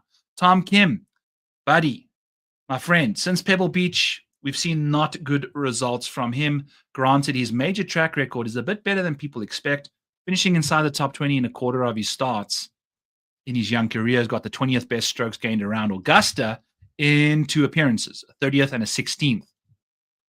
Can't say I'm thrilled about him. Maybe sprinkle him in like 1 or 2 lineups at 4%. Matthew Fitzpatrick, I'm out on. He doesn't know what the hell his golf ball's doing in general. Granted, he has played very well around Augusta, with 5 of his last 6 starts at Augusta being inside the top 40, which is paradoxically offset by 6 of his last 6 starts being outside the top 20 on the PGA Tour, with 5 of those being outside the top 40. So he's clueless. Sam Burns enters the week having missed 3 consecutive cuts. Prior to those 3 missed cuts, he did not finish inside the top 20 in the 4 starts before that. What are we doing highlighting Matty Fitz yellow? We want both of these dudes red. We are out. Patrick Reed, we are in. We've spoken about him, top 20s. I mean, look at this track record. Compared to Sepp, just anytime you were going to throw Sepp in there, throw Reed. If you're thinking about clicking Sepp, click Reed. You're going to get that 6% discount on ownership, maybe more. Maybe Reed catches some steam, who knows. Sungjae Im has got an incredible track record here with 2 miscuts and 3 top 20s in his last 5 Masters appearances, but has not been playing very good golf this year. His best finish was a 19th at the API, which was his only top 20 since Pebble Beach. Not very good. We are out on Sungjae Im. Moving along. Justin Rose, our guy. Love him. First round leader. Let's go. $7,200. I will play him. I mean, we've got a 16th, a 7th, and a 23rd in his last 5 major appearances. Also, very likely could miss the cut. When you are the best putter in majors. By the way, I haven't shown this off that much, but we've got this janky tool over here. that I've used for random stuff. Take a look at the strokes gained putting at Augusta. Here's Justin Rose with 26 rounds of golf, who's behind only Ian Poulter and Jimmy Walker, who've had more than 10 rounds. Ludwig Berg gained 8 strokes putting in his debut. So Justin Rose is very, very good at putting around Augusta. Could not make enough putts down the stretch in 2017, however. But we do fancy him a lot. Adam Scott has not finished better than 18th in his last 6 Masters appearances and does not have a top 20 since Pebble Beach, aka the last 10 calendar events on the PGA Tour. Not his last 10, but the last 10 that everyone has played on the PGA Tour. Hasn't been solid golf from him, but he's a good cut maker at Augusta, but we won't be playing him because the upside is missing. Daniel Berger has not finished inside the top 50 or better than 50th, which he did in 2022 at Augusta. He is 9% owned. If you're going to be clicking Daniel Berger, I would probably suggest rather click Patrick Reed again, leaving him alone. Can't say that I'm thrilled about DB straight vibing. What does his major track record look like? No top 5s from Daniel Berger in his career over the last 7 years. Couple top 10s in 1 in every 5 starts, and 3 in every 10 starts is a top 20 for Daniel Berger. But I can't say I'm overly excited about him this week. Sergio Garcia is one of our outright bets. We've got him rocking and rolling, but again, hasn't had a top 10 in the last 7 years in a major. 23rd is his best finish at Augusta in the last couple years. He's missed the cut in every other year since his win in 2017. The form is fantastic, but we don't necessarily like him at 10% ownership. So we're going to click him orange, like his prospect, but the ownership is through the roof. Maverick McNeely, we were already speaking about the debutants. We'd rather go to Thomas Dietrich in this department. McNeely hasn't necessarily been the greatest top major performer without a top 20 in his couple starts in majors, which have been US Opens and PGA Championships, etc. So we're going to be leaving him out of our card. We'll see what he gets up to, playing good golf, debutant appearance. Too risky at 8% ownership. I'm out. Cameron Young at 7% is not what I was expecting ownership-wise. I mean, we've given those 2 top 10 finishes in the last 2 years, but again, we've spoken about how poorly he's hitting his irons and driver right now, ball striking overall, has been ass compared to the 2 years he entered Augusta where it was incredibly good. So we're going to be fading Cameron Young if his ownership is a little too high. He should be a leverage play, not looking like it. Keegan Bradley hasn't had a top 20 at Augusta in the last 7 years. 5th at the API, had an incredible final Sunday round. Outside of that, hasn't necessarily been playing the greatest. So at 10% ownership for Keegan, I'll miss me with that. We kind of scooted right over Davis Thompson, who had a top 10 at the US Open last year prior to winning the John Deere Classic. So he's got a top 10 over there for himself. I believe now he's got 5 major appearances for his situation at $7,000. Let's take a quick look here. Davis Thompson has got 5 major appearances. There we go. One of them being a top 10 at the US Open last year around, what's that place called? I can't even remember. Is it Pines? Number 2? No. What the hell is the US Open venue called last year? Anyway, here's Thomas Dietrich, our other guy that's going to be an absolute yes. Davis Thompson is a maybe. I can't say I'm super excited about him, but he does have some potential and is one of the few guys that is slightly under-owned in this range. Now we're starting to get to the 6s, which Pinehurst. There we go. Thank you, KJ. KJ, my man. Hello. How are you? All right. By the way, we're going to go play Honey Creek this summer, my friend. Cool. Right. Moving along. Thomas Dietrich. Yes. So much yes. At 5% ownership, give me that major pedigree that he's got going. It's all putter related, sure. But he seems to putt well in majors. So let's go. Why the heck not? I'm all about him. He's going to be an interesting option. When it comes to Billy Horschel, we've got a top 2 on the card here at the Open Championship last year. Billy Horschel coming off major TGL momentum. We take a look at what Billy Horschel's done coming into the week. We got a 4th place at the Valspar for Billy Horschel, a 9th at Pebble Beach, a couple missed cuts, and a 25th at the Cognizant Classic. Now at Augusta, he has not finished better than 38th since 2019. That is a concern to me with the amount of course history that we are dealing with at this venue. That is not good to me. I can't do that. Nikolai Højgaard has been playing some okay golf the last little while. 16th place in his debut appearance, 8th at Mexico, 18th at the Cognizant, and then 3 missed cuts at the Players Valspar and Houston Open. Concerning. Again, $6,900, 4% ownership. What we don't like about first-time players on this course is it's such a technical golf course that's got so many nuances that you need to play it in tournament conditions enough, or at least 4 times or so, to get a feel and understanding of what's going on around Augusta. The grass around the greens at Augusta is it's mowed into you.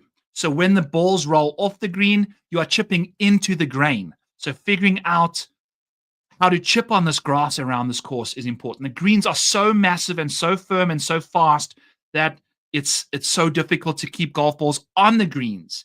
And as a result, you can miss them in the wrong places. And when you miss these things in the wrong places, it can be brutal up and downs. Struggle city for days. So the course history, like Dom's the Bomb mentioned over here, it's in its own tier. You've seen guys that have played well at this golf course continue to play well. That's why we just got off of Billy Horschel, right? Because there's just, if you haven't played well yet routinely in 5 starts, like what's going to change? You know, like this course demands a specific skill set from you. And if you can't bring that to the party, you don't have it. So the course history is important. That's the problem about this week is the ownership's going to pool around guys that play well. So people like Sepp Straka, who don't necessarily have the greatest upside at this course in the past, that don't have the best skill set to demolish this course around the greens, it's a solid fade option, if you ask me. So we'll see what happens, which is interesting. You know, you need distance off the tee. Brian Harmon is next up on our chart over here as we go down the model.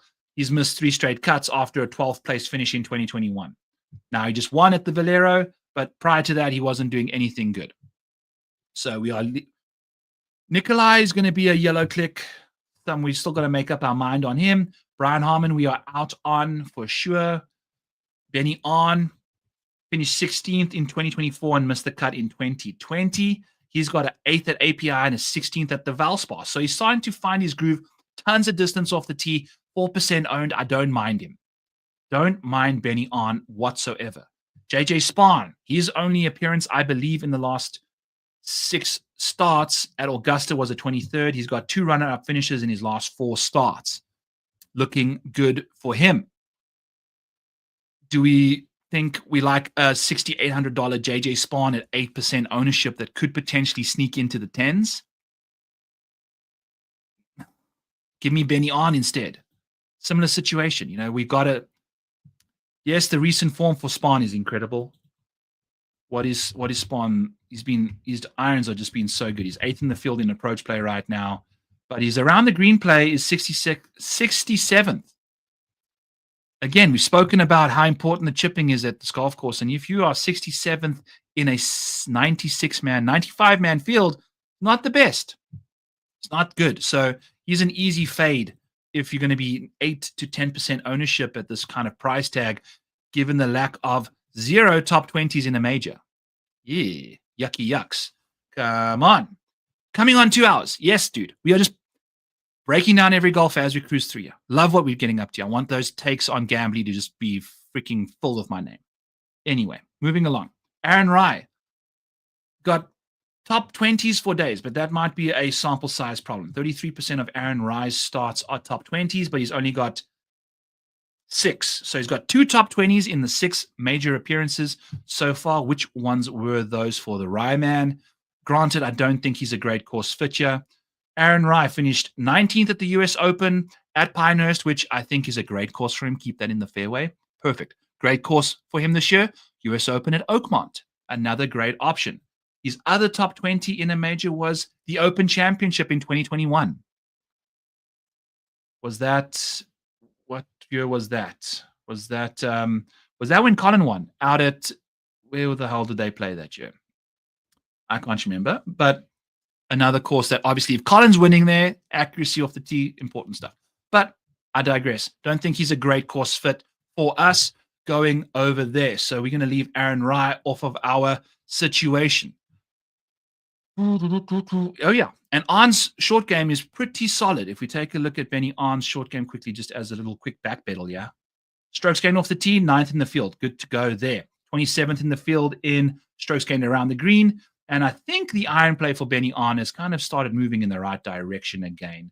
Let's take a quick peek at his overall performance the last little while. Kind of just doing a bit of a detour, yeah, as we get into the 6K range. Arn. Jesus, that's not going to... Oh, it's beautiful. It's his first name. Great. So 2025, his iron play has been solid in round 2 of the Valspar. Lost both days after that. Played nicely at the Players. Played nicely at Arnold Palmer. You know, I don't mind him. Given his distance at this golf course, I love that. So 4%, seems like we're not really dealing with much guys that are less than 4% in the 6K range. You know, it's tough to find an absolute leverage option. But we're getting to some guys here. Phil Mickelson seems like someone I could absolutely eat a bit of chalk on at $6,700. Showed some solid form at Doral entering the week. We take a look at what Phil's got up to at the Masters. He's made the cut since 2019 in his 5 appearances. Back in 2022, when he went to live, did not play. Made a PR decision that year. And the following year showed up and finished second. Backdoor second, but second nonetheless to Jon Rahm, by the way. So Liv took care of business in their banner year in 2023. Now, Phil has regressed in 2024, finishing 43rd, but still, he's got great course history here. I don't mind him at $6,700. Taylor Pendrith, we spoke about as well. Top 20 percentages in majors are solid, but again, we're lacking that introduction to the Masters in his debut appearance at 6% ownership, $6,700. TP has not necessarily been playing amazing golf prior to his 5th at Houston. So maybe he's got some form entering the week, but multiple miscuts and a 38th at the Players. So fine, not divine. I like that phrase, by the way. Okay. So we're gonna leave TP as a bit of an ownership fade at 6% at $6,700. Cameron Davis has a 12th and a 46th at Augusta. He also enters the week with 4 straight miscuts after finishing 5th at Pebble Beach. You decide what Cameron Davis is going to get up to. His short game is quite solid. 20th in the field in that department. Let's go. I don't mind it. Good short game, chipping-wise. 85th in the field putting. Ass. So you got to deal with some stuff. 21st in the field in approach play, though. Very nice to see. You are not crazy for liking Schwartzel, Chad Candles. Is that after Chad Campbell? Chad Candles, is that what happens when he gets lit? Anyway, moving along there. Schwartzel, we've already bet top 40 at plus 125, by the way. So we are a believer of his floor. We don't necessarily think his upside is incredible, but he's also 4% owned at $6,200. So if you're in the mood for that, I don't mind it. You know, we're going to have to lean into him a smidgen. Keep an eye on the ownership at $6,200. You don't want to get too crazy, but he does provide you with some nice flexibility up top at that price tag. As we get along into the sixes some more. Cameron Davis we like. Rasmus Højgaard hasn't finished inside the top 20 in a major yet. He has obviously not played at Augusta yet and has 3 miscuts in his last 5 starts, and the other 2 were outside the top 30. So can't say I'm a fan of him. Michael Kim played here in 2019, missed the cut. He is hitting an absolute seed of a draw off the tee right now, and he had his first week off in forever after making it into the field at the Houston Open. So he got the Valero off, and thank God, because having played that weekend, his brain might have fried. So I don't mind Michael Kim. He is Pat Mayo's friend, and as a result, we are seeing a 5% ownership projections there. I don't mind Chris Kirk as a pivot off of him. 2 appearances in the last 2 years, a 23rd and a 16th, entering the year. He missed the cut at the Valero, whatever. 22nd at the API for Chris Kirk on a difficult golf course. He is a short game savant, I believe, compared to the rest of his skill set. Everything else is outside the top 40 in this field, but he's 34th in strokes gained around the green. So I like that a lot. And is Michael Kim not chipping it very well right now, too? 9th around the green there. So hopefully he can translate that current chipping form to Augusta. So we love Chris Kirk. Lucas Glover, $6,600 and 7% owned. Ooh-wee. Hasn't had a better than a top 20 in a major in the last 7 years for the US Open champion, I believe, back in the day. Granted, at the Valspar and the Players, he finished 3rd and 8th. 3rd at Pebble Beach. Those are all 3 positional kind of venues that are a little better for short hitters. He's got a 20th, a 30th in his last 2 majors at the Masters. So he's got some really good form. But 7% ownership is tough. So we're going to hit him with a yellow. We like him, but monitor the ownership. Can't say I'm thrilled. Definitely if he makes the cut, a round 4 DFS play with the 16th best round 4 strokes gained. So we like that a lot. Okay. Scooting on down. Christian Bezuidenhout has not finished better than 38th in his Masters appearances. He had a 19th at the API and followed that up with 2 missed cuts. He cannot hit his irons or driver right now, sitting 78th in this field in ball striking, but inside the top 21 for short game, putting and chipping, 21st and 14th for those 2 areas, which is a combined 7th for short game, total strokes gained. So putting and chipping added together, he's the 7th best in this field, 78th worst in ball striking, though. Can't say I'm a fan of that. So we are out. Can't just keep chipping and putting your life away at 4% ownership over here. We'll be out on him. We'll be out on Rasmus as well. Click that red button there. Max Griesemann, someone was asking about him over here. He's been playing some very mediocre results the last little while. 2 missed cuts at the Players in the Houston Open. Prior to that, he had 11th at the Cognizant and a 22nd at the API. Yeah, he's got a good course fit for this golf course since he's pretty sharp when it comes to putting. But again, are you just going to show up and putt your brains off on a golf course that's called Augusta National in your debut appearance? Maybe not. I don't know. Can't say I'm a fan of him despite him being 2% owned, $6,600. It's a debut appearance here just no. Laurie Cantor, boy, he's been playing on Live. Went from Live, played at the Players because he was inside the top something in the world or whatever. Missed the cut there, though. $6,600. What's Cantor done in majors the last little while? 25th at the Open Championship, 17th at the Open Championship. Okay. I don't know. Maybe, that's some decent pedigree given, but it's major championship in England and Ireland and Scotland. He's obviously English. So $6,600, it is what it is. Here's Harris English for you guys. We'll just make him orange. All right. Harris English, people, he's putting so well. So well right now.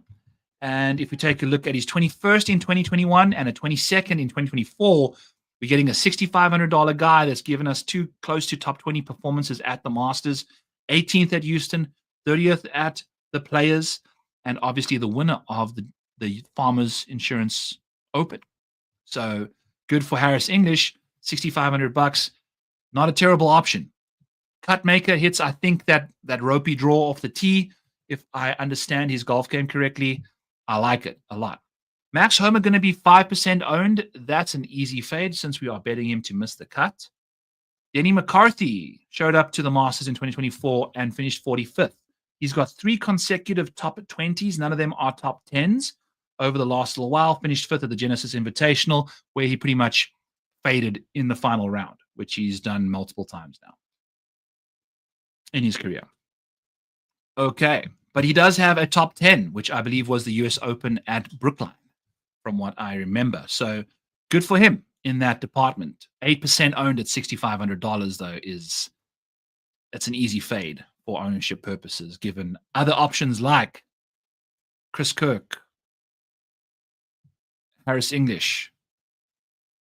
Can't say I'm a fan of JT Poston this week. 0 top 20s in majors. Nick Dunlap, same situation. We're just going to easily just fade these boys, get them out of our world with JT Poston being 5%. I'm out. Mathieu Pavon, I don't have an idea what this guy gets up to, but at 3%, $6,400, he's basically like an Andrew Novak where you just play him whenever. Finished 12th here in 2024, and I think that's why he's back in the field. Hasn't had it better than a top 40. Been 42nd was the Cognizant Classic. That was his best finish. He shows up randomly. I think it's an ultra perfect position for him to just pop up and cook. At low ownership, low price tag, sprinkle him into like 6% of your lineups, double the field. Tom Hoagie, my man, my best buddies, Jake, says he's betting him top first round leader. First round leader, 120 to 1. Don't mind him at all, but can't say his pedigree around Augusta has been the greatest. He's also not the best chipper in the world, with his strokes gained around the green sitting 76th this week. Can't do that. And his iron play, I believe, also struggling a little bit compared to what he's capable of, given his pedigree. So we're out on Hoagie at 5%. Austin Eckroat, oh boy, what's he done? Missed the cut here last year and just hasn't done anything this year, so we're out on him. Nicholas Echeverria, same situation. I don't think he's even played in a major before. Let's take a look here. Nicholas Echeverria has played in 3 majors. Let's see what his finishes in those majors were. Where are you, Nico? All right, 54th at the US Open and 2 missed cuts at the US Open and PGA in 2023. So can't say he's been the best in the majors. We're out on these 2 dudes. Davis Riley is interesting. Very interesting. Because he's got a top 20 in a major, it looks like. Is he a debut appearance at Augusta? Yes, he is, because of his Charles Schwab W, where he trounced Scotty Scheffler. What has Davis Riley got up to in majors over the past? Miscut in 2023 for both appearances. 13th at the PGA Championship in 2022 and 31st at the US Open in 2022. So he's got those 2 gosh darn performances for him at $6,400, making his debut at the Masters.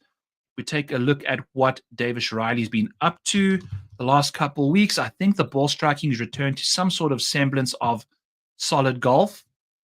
That's Lewis Riley. We want Davis Riley. Riley Lewis, who we were looking at there. Ball striking has been better. He was once upon a time playing very, very bad golf. Finished 7th at the Valspar when we were on him that week. 6th at Puerto Rico. So he's found some grooves since Puerto Rico. Whether or not you believe that's going to translate to this week, we'll see. So far this year, he has been gaining with the strokes gained around the green. That's been his best attribute for the most part. His putting from short has been very sketchy. As someone who bets him a lot, very sketchy. But we like that. So we like the short game in a big, big way. I mean, he's been chipping very nicely this year. So maybe we're going to lean into some Davis Riley going on this week at a casual $6,400, 2% ownership. Nick Taylor in the last 3 years has not made a cut in a major. So that's an easy fade for us, given his major pedigree and putrid performances at the Players and Houston Open entering the week, missing both those cuts. Matthew McCarthy making his debut appearance as the Black Desert Championship winner. Can't say I'm a fan given his lack of distance off the tee. We're going to be relying a lot on short game and his hard and hellish conditions. That's Kevin Yu. Same thing for Matthew McCarty. Can't quite get it. Accuracy, being a hyper-accurate driver of the golf ball here is not going to cut it, buddy. His distance is 77th in the field. So Davis Riley's 24th in distance off the tee as well, which is solid for this kind of golf course. So Matt McCarty, we're out on. Kevin Yu, on the other hand, Is 19th in the field in driving distance. We love to see that. Has gained the 18th most total strokes on golf courses longer than 7,400 yards. I know it says 72. And we have got 4 top 20s entering the week over here in his last 6 starts. Love Kevin Yu. I know me and Pat were talking about him on the Best Bet show. Go check that out, along with the Fantasy Golf Degenerate show. While you guys are here, we like Kevin Yu. Joe Highsmith, miss me with this dude. I don't know. I feel like he doesn't necessarily have what it takes to. Yeah, he's hyper accurate, lacking a bit of distance off the tee. It's a lot of good shots. What is his short game like? Bad. So we're out on Joe Highsmith because he's 86th in strokes gained short game. His major model says that he is played in 1 major so far. And that was. Where are you, Joe? It was a miscut at the US Open in 2021. So, yeah. Leave him alone. Steven Yeager's interesting because his short game is not too shabby. 36th in strokes gained around the green and 20th in putting, which gives him the 23rd best short game in this field. Plays hellish conditions very nicely. 20th in strokes gained in conditions that are over par. 25th in distance. Makes a lot of sense why he's 5%. And maybe we've eliminated enough fades of cheap chalk down here that we can eat the $6,300 Steven Yeager. What has he got up to the last little while? Missed the cut in his only Masters appearance last year. But we're dealing with a 6th at Mexico, a 20th at the Players, and an 11th at the Houston Open. Starting to find his groove again. Can putt lights out when he's in the mood.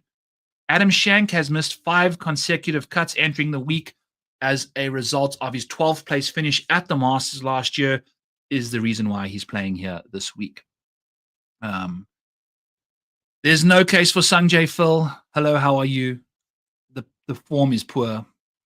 In a massively impressive field, I don't see him doing too much, given his, what is he? Sungjae. Oh boy, where are you, Sungjae? No, I'm not even looking for his name. Just not it. Moving along. Johnny Vegas hasn't played here before, has not finished inside the top 60 in any of his last 4 starts. We are done with him. Tristan Lawrence does not know how to play golf anymore, having missed 4 of his last cuts. Brian Campbell does not have the distance to handle Augusta. Charles Schwartzel, we've spoken about, top 40 pedigree, multiple made cuts here. Patton Kizzire finished 18th here in 2019, very impressive, but has kicked his putter into Bent City at one point this year, along with his 5 missed cuts entering the week, and is pretty sharp around the greens, though. So that's his only good situation there. He's 0% owned. Don't mind one skill set like that being very, very impressive. Danny Willett as well. Chips and putts his brains out, I believe, when it comes to these major tracks. So those 2 guys at $6,200 will be finding themselves in a smidgen of my lineups. Nothing too crazy. Zach Johnson, we are rounding home here, friends. Made the cut at the Valero, which was a golf course that required short game and chipping and putting. He missed 2 cuts prior to that. So you're going to get a bit of everything there. Doesn't really provide you with the power and the upside to damage Augusta that much. I don't mind him for a first-round leader, however. Bubba Watson does not know what golf is anymore. Bernard Langer is playing in his last Masters. Go check out that video. It's very, very cool. Hearing what he's said about his career and almost quit golf with the yips between the 2 Masters wins. He got the yips in between his Masters wins. His friend said, hang in there. He did, and won another Masters. He prayed to God and said, hey, God, what's going on? And he said, show me a sign. And he was praying with his buddy. His buddy said, I'm your sign. You need to persevere a couple more weeks. Ended up winning a Masters shortly thereafter. Evan Beck, I have no idea who he is. So let's just highlight all of these guys. I don't mind playing Angel Cabrera at the bottom here, along with a $6,000 price tag. So everybody else in this range, I'm out on. We just can just lump sum them in here. Nothing really too enticing about any of them. No major appearances, no major top 20s. Angel Cabrera whatever, play a bit of him. All right, boom. Crushed it. Spoke about everybody playing this week. 2 hours, 10 minutes. Really appreciate your guys' time. Hit that like button. Subscribe to the Mayo Media Network. And if you're in the mood to use these tools that I've been showing you for the last 130 minutes, use code MASTERS25 for 25% off the Model Maniac Patreon, which you can find in the link in the description below. I really appreciate every single freaking one of you that watched along with me. Let's have the best Masters ever. I'm so freaking excited for this week. I cannot wait to go and just have a blast. Scuba Steve, not letting me get out of the freaking stream just yet. If you had to pick two guys out of Henley, Zala, and Smith, who would you lean towards? That's a fantastic question.